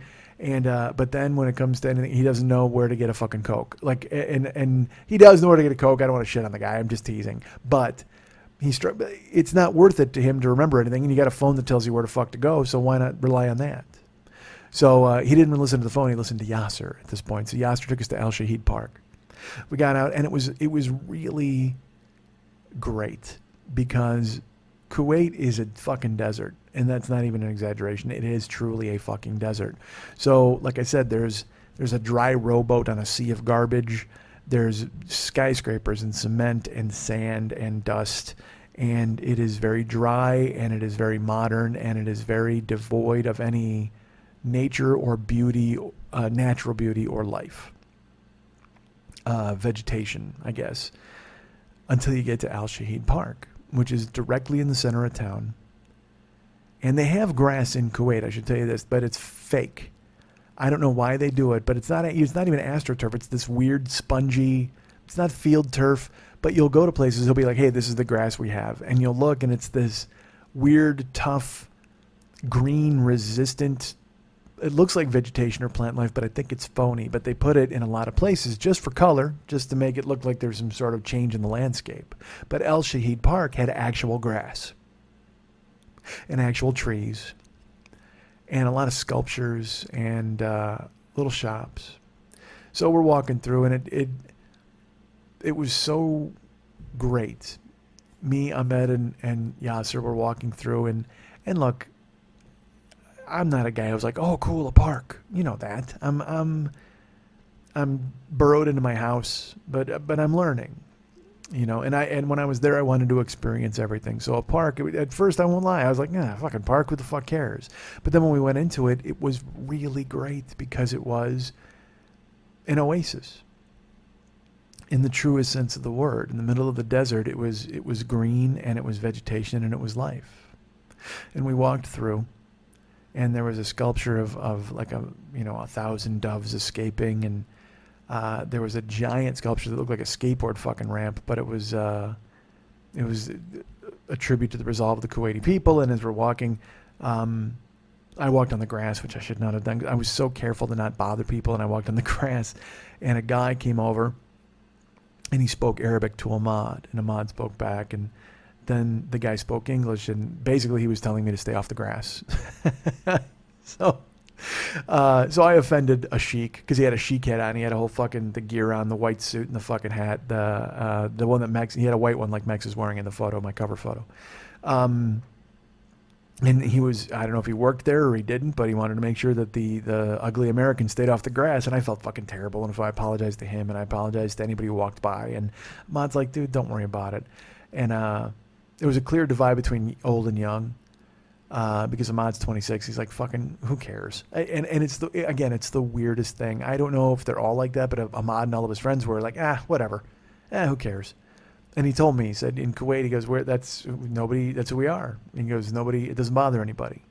Because again, it's the second strongest economy in the world. They got all the fucking oil. He told me that just a couple of months ago that every citizen of the country got a check for $1,500 from the government. Just oil money. And they sent it out to everybody. And they sent it out to the Kuwaitis. And I don't think they sent it to the Indians or the Pakistanis, but they sent it out to all the fucking Kuwaiti dudes. They all just got $1,500 from the government just because. And like I said, everybody was asking me, they're like, is Ahmad part of the royal family? No, but man, I mean, that dude, I got a picture of his house. Like, he's like, no, dude, I'm firmly middle class. But then he works as an engineer, and he works a lot of hours, and he works hard. And then I saw his house where he and his family live, and it was like fucking 4 stories. And then we wound up going later in the week. We went to a beach house that he owned. I mean, it's, he's doing extremely well. Firmly middle class there means something a little different than it does here, especially since we don't have a middle class in this country anymore. So we walked through. I stepped on the grass. I offended a sheik. And then we were walking. We zigged, we zagged, and we just kind of went around the whole park. And then there was a descending ramp, and it turned out that there was a tribute wall, like a memorial wall, for the Gulf War. And as we walked down, there was a saying on the wall in Arabic, and I don't remember what it was, but Yasser translated it for me. And it was a writing that was basically like, peace be upon the people who all perished here in the Gulf War, and please remember them. And then it had their photos. It had photos all over. It was like a miniature 9/11 memorial or a Vietnam vets wall. It had the names of all the people who perished in the Gulf War, and then their photos and this Arabic thing. And it was, I mean, I wasn't expecting it. You know, we're walking through the city, and we go to a Shaheed Park, and I'm expecting to see kids, and I didn't expect to see flowers or grass. I didn't know what to expect, but I certainly did not expect to stumble into a memorial to the Gulf War, especially with, you know, having talked to Ahmad and all these people who had no touchstone to it whatsoever, to walk so visibly into a remembrance of it was a shock for me. So I filmed it. I looked around and everything, and it was somber and it was quiet, and it was a moment, and it's certainly a moment I didn't expect. You know, because I don't know anything about those people. The Gulf War was a news story to me, just like I'm sure 9/11 was a news story to people over there. But it was a tribute to people who fell and died for no reason, because a neighboring country wanted to steal what was theirs. And, you know, there are kids and there's women and there's sheiks on the wall and there's men, and they were just people trying to live their lives. And they were victimized by the greed and oppression of people they had never even interacted with in their entire lives. Which is a lot like 9/11 here. You know, and can be said for any war. You know, in Vietnam, they had no fucking idea we were coming over there, and in Germany when you know the Jews were rounded up. I mean, you know, nobody sees it coming. You know, nobody knows that that's going to be happening, and it's just a shame to see that there's this loss of life for no reason. I mean, just a waste, just a fucking waste. I felt that way when I went to the 9/11 museum. It was just a waste. I mean, what do we get? We got a beautiful infinity pool out of it. And I spent an afternoon in somber silence crying in a fucking building as I listened to voicemails of people who had been separated from their families and were never going to be seen again. And I felt a little of that when I went down there, because, again, I don't have a touchstone with these people, but you don't need to be from Kuwait, and you don't need to have known any of those people personally to feel a sense of loss. Like I felt at the Vietnam Wall. When you see those names, you're just like, man, it's astonishing. It's astonishing. So we walked through the memorial. We saw the pictures. We saw the names. And we emerged on the other side. We were leaving the park, and as we were leaving, there were some guys by a tree. And they had white ribbons. And I should tell you this, too. They were by a tree. They were on the grass. Well, Ahmad and Yasser, they called them over. They walked over. I wouldn't walk over because I had already walked on the grass once and upset one sheik. So I didn't want to go pissing off another fucking sheik. I'm like, nah, I'm fine. And Ahmad's like, no, come on over. So I walked over, and he was speaking Arabic with the gentleman behind the tables, and it turned out they were white ribbons, and they were going to be hanged in a museum for the Gulf War remembrance. They're actually converting a museum, and they were going to have a display where in the trees they were going to hang the ribbons, and then they were going to put them in the museum. And he said, they want us to write something on there. I said, well, go ahead. And he goes, no, all of us to write on the ribbon. And of course, because I wanted to make sure I wasn't out of line or I wasn't offending anybody. And I said, is it okay that I do this? And he goes, yeah, of course. And I go, well, I just, I'm not from here. I don't want to look like I'm and I think I actually said glomming onto your tragedy, which is the fucking stupidest thing. Because honestly, I know a lot more about the fucking Gulf War than Ahmad does, and probably more than Yasser does. The two of them combined, for fuck's sake. All they knew, they read on the wall downstairs. I fucking kind of lived through it, even though I wasn't there. So he goes, no, please, don't worry about it. So give me a ribbon. And so I wrote on it, I'm truly sorry. Your lives were ending as mine began. Because the Gulf War was in 1991, and that's when I started to do comedy. Now, I'd been alive before that, obviously, and I'd grown up and moved and lived in, different places, but truthfully, my life's work started in 1991, and it coincided with these people losing their lives. So I wrote, I'm truly sorry. Your lives were ending as mine began. And I went to hand it to the guy, and he goes, oh, no, put your name. And and for some reason, I signed my full name. Like I wrote Michael Glenn Schmidt, which is the, my standard autograph or what I sign on your CDs when you buy them and stuff. And I immediately regretted it because I wrote it and it looked like, it was a sentiment that I meant. And it was what came to mind as I thought about it, because again, this tragedy happened in their country just as my life was opening up in front of me. And then I went and cheapened it by writing my fucking name on it, like I was signing a fucking autograph for the dead. Hey there, how you Kuwaitis doing? I'm sorry about the Iraq thing. Here's a little something for you. Make sure you show this to your friends. I'm a famous podcaster in your fucking town. What a dumb fuck. And I felt stupid the second I signed it. And I told him on. He goes, "No, don't worry about it. They wanted your name on it." And I go, "Yeah, but I signed my whole name." And he's like, "You're fucking weird." I'm like, "Yeah, I am. I'm pretty weird. That can't be argued." And we turned in the ribbons. And so I don't know if they hung in the trees or they put them in the museum or they threw mine away because I'm American. I have no idea. But we made our way through Al-Shahid Park. It got dark at that point. It was dark out and there weren't a lot of lights in Al-Shahid Park. But nobody's concerned about crime and nobody's worried about anything because there's no crime there. Like nobody ever gets hurt or any. I mean, it's a magical place where everybody's nice to one another. And I did not fit in at all. Oh, I did. That's a lie. I fit in because I was nice to everybody. Everybody was nice to me, and they were stunned that there was an American in their midst. And next week I'll have a producer here, and I'll tell you. Maybe I'll wrap up Kuwait, or maybe I'll just tell you more. It depends because I truly didn't. I just looked now and I'm like, holy fuck.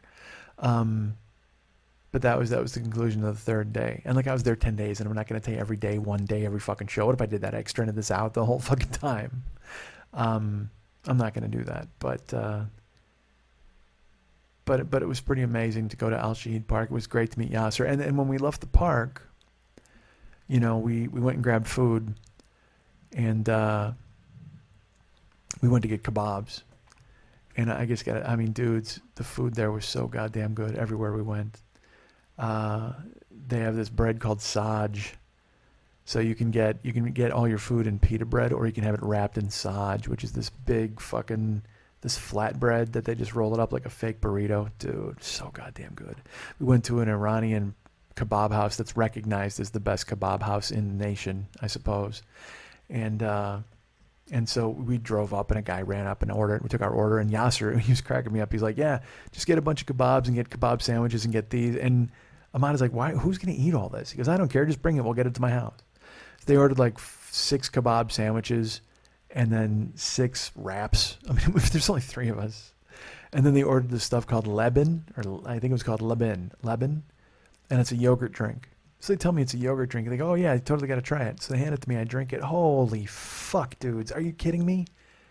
It tasted. You know what it tasted like? Cold cum, and that's my guess because cum is salty. I mean, unfortunately I've hit myself in the face a few times, and you're like, "Hey, I recognize that," but that's what this fucking. So I drank this shit. I'm skipping off of that as quickly as I possibly can. I drank this yogurt stuff, and it was just like, oh my Christ! It tasted like, it was like, because they say yogurt, and you think it's gonna be fucking sweet. At least here in America it is. So like, oh yeah, it's yogurt. So I thought, oh great, it'll be totally sweet. Nope, no fucking way. And not even sour. It was salty. That was the thing. It tasted like sour cream, but with fucking sea salt in it. Holy, and it was thick. It was supposed to be a drink. I'm supposed to drink my fucking whole container. Oh dude, they just laughed. They fucking laughed their balls off.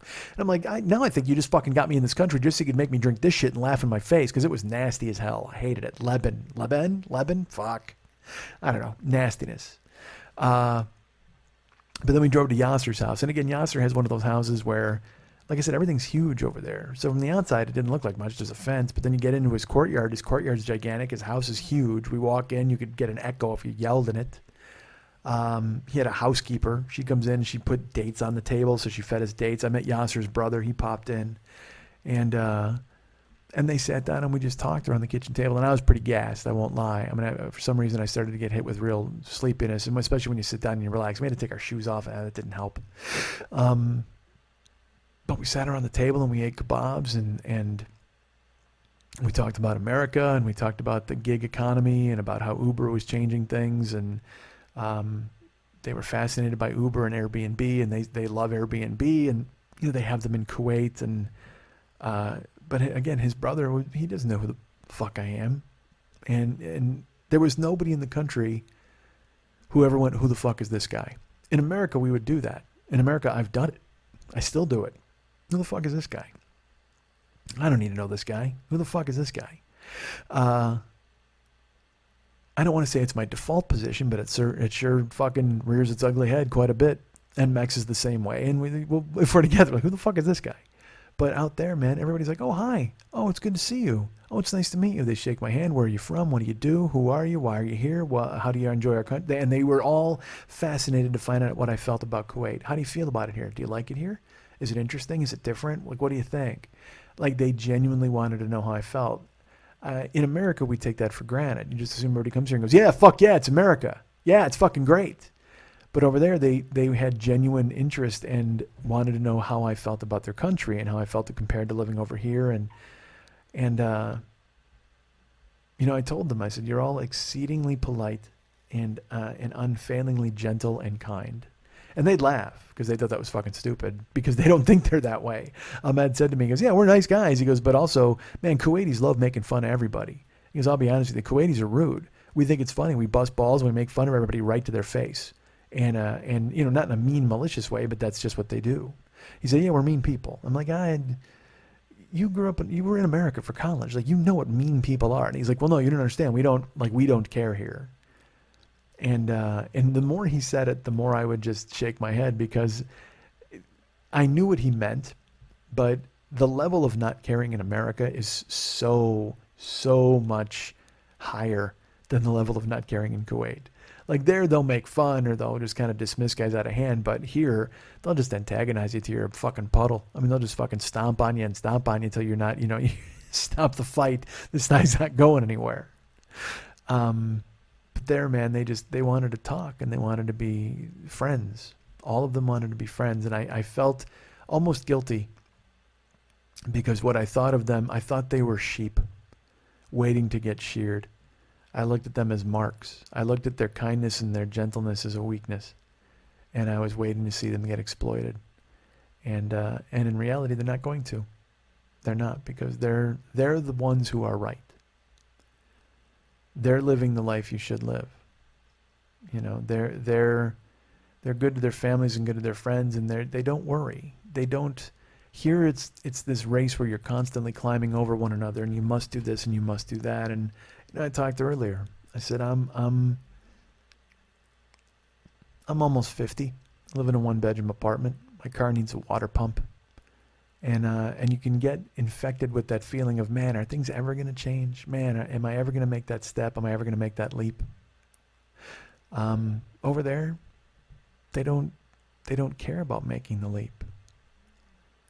Over there, they're content and they're happy, and the things that they're doing are exactly what they should be doing. You know what it is? It's a country of Damones from Fast Times at Ridgemont High. Isn't this great? This is great. Wherever you are, that's the place to be. And my impression on them was because I said to all of them, I made it a point to ask all of his friends. I asked Khalid and all these people, I said, will you live in Kuwait your whole life? And they said, yes. And I said, you don't aspire to go other places or be other things or do things? And they go, no. And I go, well, you live in your house? And they go, yeah. That's what they do. They live with their families and they stay with their families. There's no pressure on them there. Nobody gets to 18 and they go, all right, get the fuck out. Go get a job. Go live your life. They'd be offended. They'd be insulted if you decided to do something like that or if you threw them out. I mean, I'm not going to speak. I'm speaking generally, but in the guys that I met and in the information that I gleaned from everyone, you live at home and they're happy to have you live at home. You stay at home. You're loved, and that's where love is. So you stay at home and you experience that, and you've got family and friends and everyone, and it takes care of everybody, and it was all, what they all were. They're the Oompa Loompas, and like the Emir is Willy Wonka. So they live there and he takes care of them and they're all happy and everybody's joyful and they do the things they need to do to keep their country humming the way it should hum, and everybody's happy. And that was pretty cool. Because again, like I said, you can get caught up in it here. I'm 50. I'm struggling, trying to make it work, trying to make everything be the way it should be. And I won't lie to you, I'm tired. I find myself sometimes being very tired, and I've talked to Shannon about it, and I don't, it's getting worse. As I get older, you start to wonder if you missed it. You start to wonder, should you keep pursuing it? You start to wonder what you should keep doing, and should you chase it? Or is it too far gone? Because it continues to get more and more into the distance the more I seem to chase it. Now look, am I chasing it at the rate I should? No.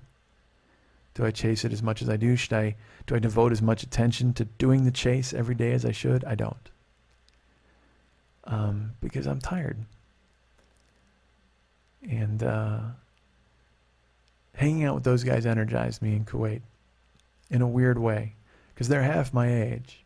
And I would venture to say that all of them are happier, and I would say that all of them have accomplished more to a certain extent, in that they are happier inside and self-satisfied. I've done things, and I'm not saying I haven't. I've seen things, and money comes and goes, but memory lasts forever. So I've made myself have memories, and I've been excited to have those, and I'm very happy. But at the same time, there's something to be said for just being this being. And I don't want to act like they're inert. And I don't want to act like they're not chasing it. But they're just happy doing what they're doing. And if life takes them in one direction, they'll be happy. And if life takes them in the other, they'll be happy. Their end goal is not, I've got to get the job, I got to have 2 cars, I got to have 3 kids, I got to find a wife, I got to find a good-looking girl. Their end goal is to be happy whatever they wind up doing. And that's simultaneously refreshing and ridiculous to me. And it's because of the way I was raised and where I was raised. And also because of the profession I've chosen. I'm supposed to be chasing it. And I'm supposed to try to catch it, and I'm supposed to keep going and going and going, and sometimes life just wants you to fucking stop. And there are signposts, and you run right through them, and there's messages, and you read them, and you discard them, and you go, no, man, I'm going. But there are those moments where you just say to yourself, you know what? Just stop.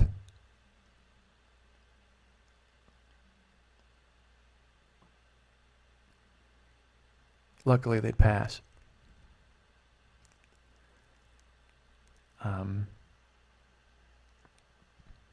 But they still show up. And when it's dark and it's quiet, you just have to determine whether it's life telling you to stop or you just deciding to give up. And then when it's darker and when it's quieter,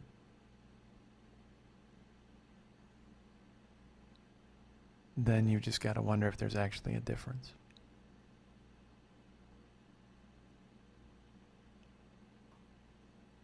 You guys can get me at mike@mikeshmidtcomedy.com. You guys can be my friend at facebook.com/the40yearoldboy. You can follow me at twitter.com/the40yearoldboy. You can be my friend at facebook.com/the40yearoldboy. There's a lot of 40-year-old boy stuff in there. Go to all those places and follow me. You can go to instagram.com and follow me at Mike40YOB. No 40-year-old boy there. It's MIKE40Y0B. Follow me at Instagram. There'll be photos going up. Photos galore, folks. I haven't put any up in months or weeks. 6 weeks, I think. The last one was of Emirates people, but still. Follow me on Instagram, Facebook, Twitter, all that neat stuff. And hey, I got verified on Twitter. How fancy is that? So if you've been holding off to follow me until I was verified to prove exactly who I was, I'm now verified at the 40-year-old boy. Twitter.com/the40-year-old boy. Follow me there. Check out my fancy blue check mark. See if I write jokes to justify it. I don't know if I will. Please remember that David Hernandez does all the cool-ass artwork for this show. He does paintings. He does photos. He does Photoshop. He puts me in a green border like you did if you take a look at your iPod right now and see me there. He does cool stuff. He Photoshops us in together with our chic hats, our Gita?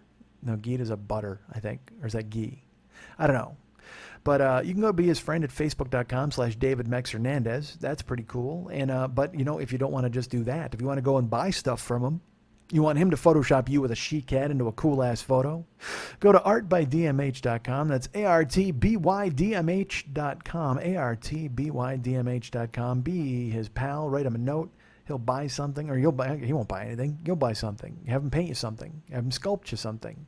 Have him do something fancy. Have him make you a vibrator out of macaroni and cheese. Perhaps he'll jump on board with that. I don't know if he will. I don't know if he works in that medium. He may not work in a pasta/fromage area, but you can ask him. Why not? Doesn't hurt. Go to artbydmh.com and find him there. Please remember, Ryan Dirks does all the web stuff for our show. You can find him at facebook.com/Ryan Dirks.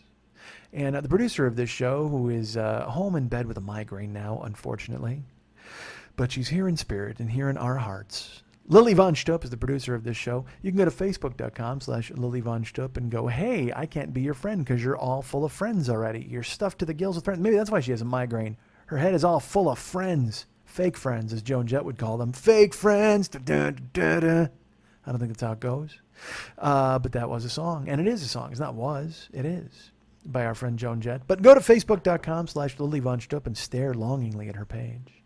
But then if you want to get closer to her, you can go follow her at several different Twitter accounts. Twitter.com/MNTs. Twitter.com/HollywoodBQFest. Twitter.com/Lily Von Stupp. And Twitter.com/BoobDini. But if you'd like to write her a personal note. Oh, wait, before we do that, let's talk about her Patreon page. You can go to her Patreon page at patreon.com/Lily. And I understand there were topless photos. There's all sorts of reports of her stuff from the road and cool stuff like that. But if you'd like to write her a personal note and find out if she's going to fucking punch in next week and show up for goddamn work, you can write her at Lily at burlesque411.com. That's Lily, Lili, at burlesque411.com.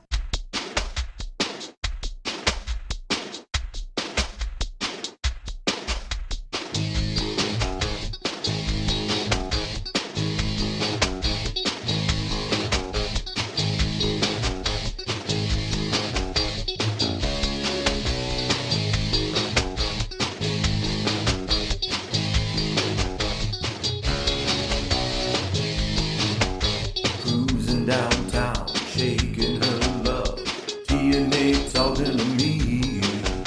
Felt my heart drop, wheel it and stop. Girl is coming on me. Baby, baby, babe, don't make me wonder. Won't you let me in? She said, see you later. Shot down, I'll be back again.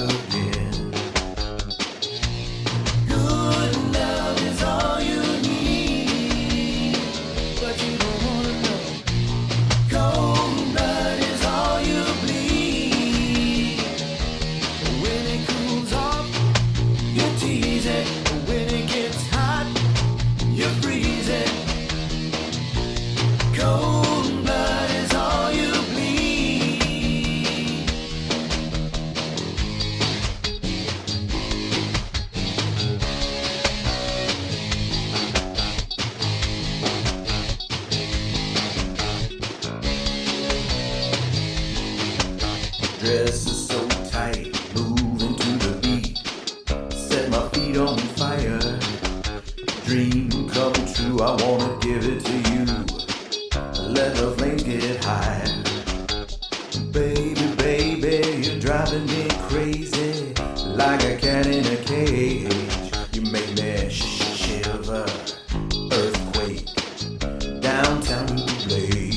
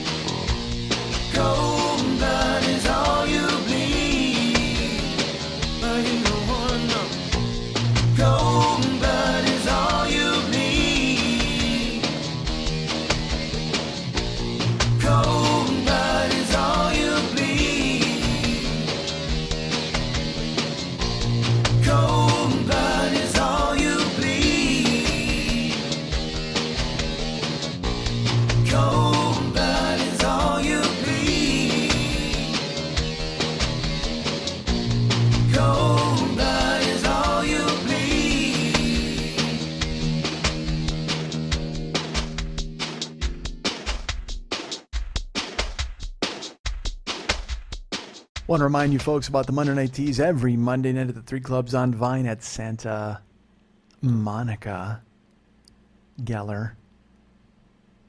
I'll be there for you if you show up. That's a Friends joke. Oh, Christ, we have fun, don't we? We have a lot of fun. Please go to the Monday Night Teas at the 3 Clubs on Vine in Santa Monica. I'm a little groggy right now. Shows are always rolling every Monday.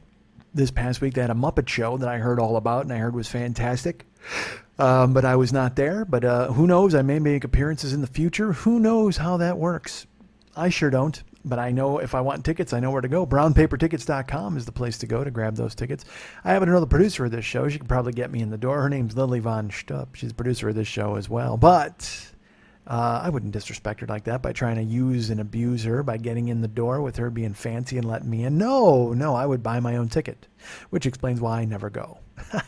No money, water pump. But tickets are available now at brownpapertickets.com. Look up Lily Von Stupp. Look up Monday Night Teas. Go ahead and grab tickets for that. If you go to facebook.com/Monday Night Teas, you can see who's coming to town, who's going to be there, who's been there, who will be there in the future. All of the people that are going to be naked in front of your eyes, go and look at their names and say, I want to see them naked. That sounds like a lot of fun. So tickets are available always at brownpapertickets.com. And go to that page, join that page, follow her on Twitter, learn all the things you know. Like I said, go to patreon.com/Lily, that's Lili, and contribute and be her fan and her friend. And let her create the art that she wants to create and help her do so. Thank you. Please remember that, we know what, Monday night, September 19th. 2020 will be back live. We're dark in October. I'll tell you that right now. So this is your last chance for mirth before winter. Dark in October, but come out and check out the show 2020 on Monday, September 19th. And that's the same week as my other show, but I'll tell you about in just a second. But it'll be me and the very funny Carmen Morales.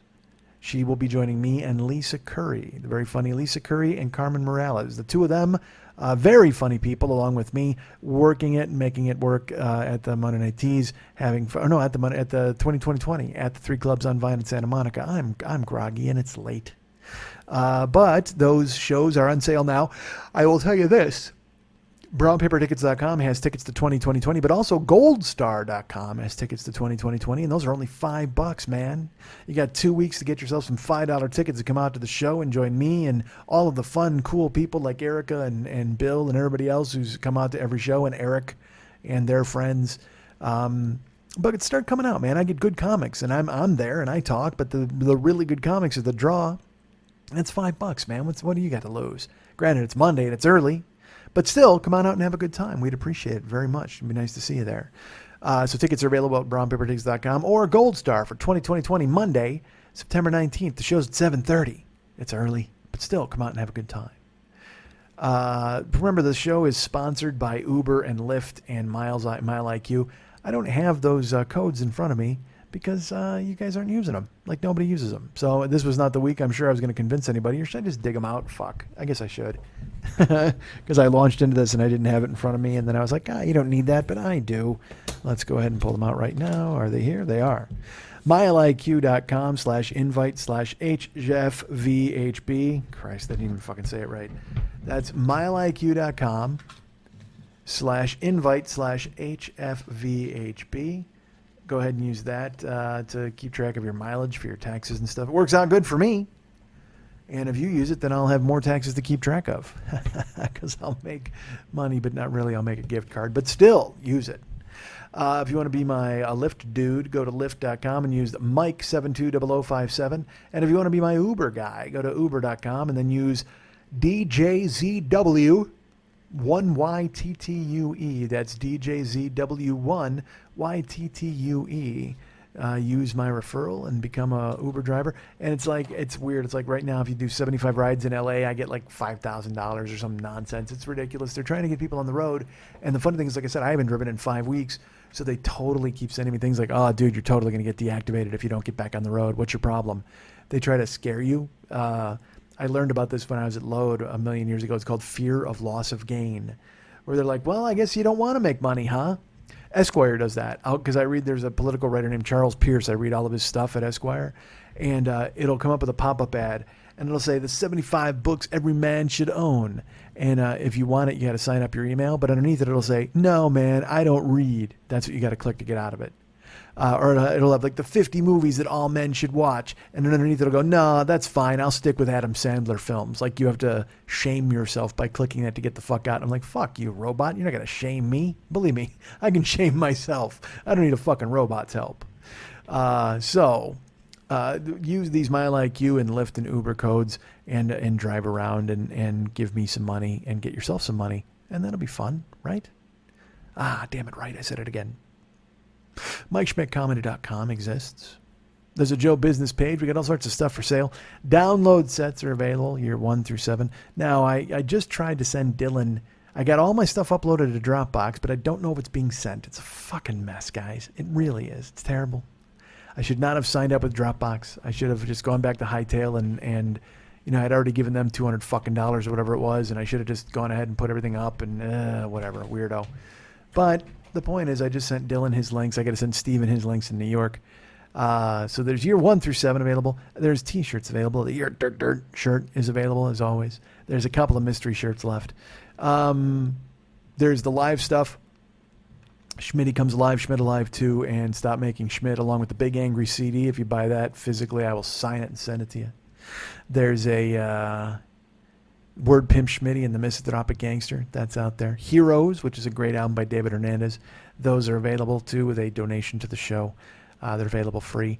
All that stuff is there. That's great. Pick up some merch. That would be fantastic. And also, please, this is very important, use the Amazon link.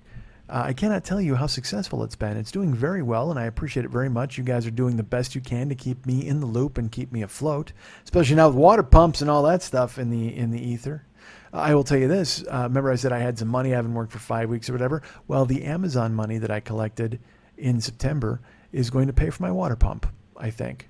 Well, not all of it, obviously, but because my water pump, as I've mentioned, is $650, but a pretty good chunk of it, the Amazon is going to pay, because if I didn't have that money, I'd be fucking dead in the water. So thank you. I appreciate it. Use the Amazon link as much as you can. What you do is you go to the Joe Business page, click on the Amazon banner, go to our store, and in the upper left-hand corner, there'll be a thing that says Powered by Amazon. Click on that. Then you're in the actual Amazon store, and I get credit for anything you buy. You get stuff. They get money. We get stuff. No, you get stuff. They get stuff. We get stuff. Everybody gets stuff. It's perfect. Use our banner. And then you get some cool stuff and we get stuff. That's what you want to do, right? Fucking right. Stop asking people fucking questions, dummy. And now I'm got to get ready for court because, as you know, folks, I've got to go ahead and get my suit pressed. Then I got to get my briefcase filled with my notes and all of my objections. My points of parliamentary procedure that I plan on bringing up as Mohammed Hussein starts to tell me that I owe him $1,500 for fucking nothing after he generated the entire accident. And let me tell you something, guys. I cannot lose this case. I can't. Because part of me is like, what if he doesn't like my hair, the sheriff, or whatever the fuck? Or I don't even know. I don't even know why I think it's like an old 50s movie, like a Billy Jack movie from the 70s, where they're going to not like my hat and then they're going to wind up throwing me in the jail for fucking 4 days. I don't know. All I know is I can't possibly lose this to this guy. He totally cut in front of me. I've got a witness. I've got the dude from my insurance company is coming with me, and he's totally going to present my case. He's got all these documents, and I'm sure this dude's just going to show up in like a hat and a sweatshirt and go, give me some money. You owe me money. You cut me. You have smashed into my car, because he's a fucking jerk off, man.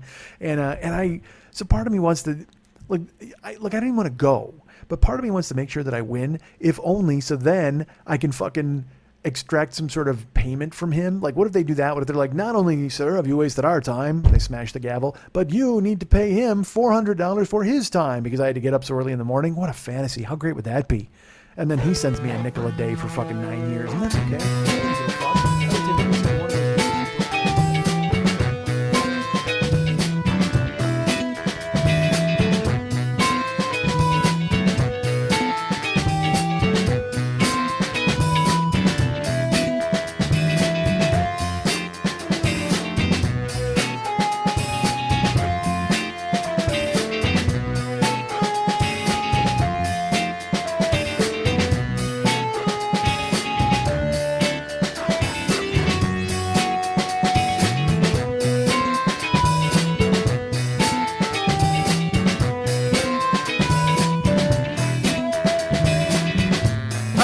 want to hook people in, get them halfway through a recipe and cut your fucking show in half. That's it.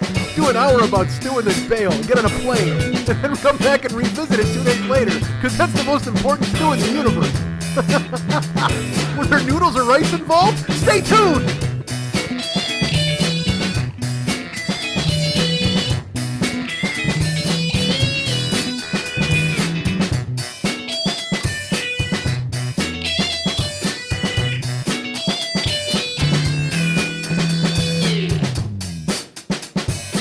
Bring that beat back. Bring that beat back. Here is your soup.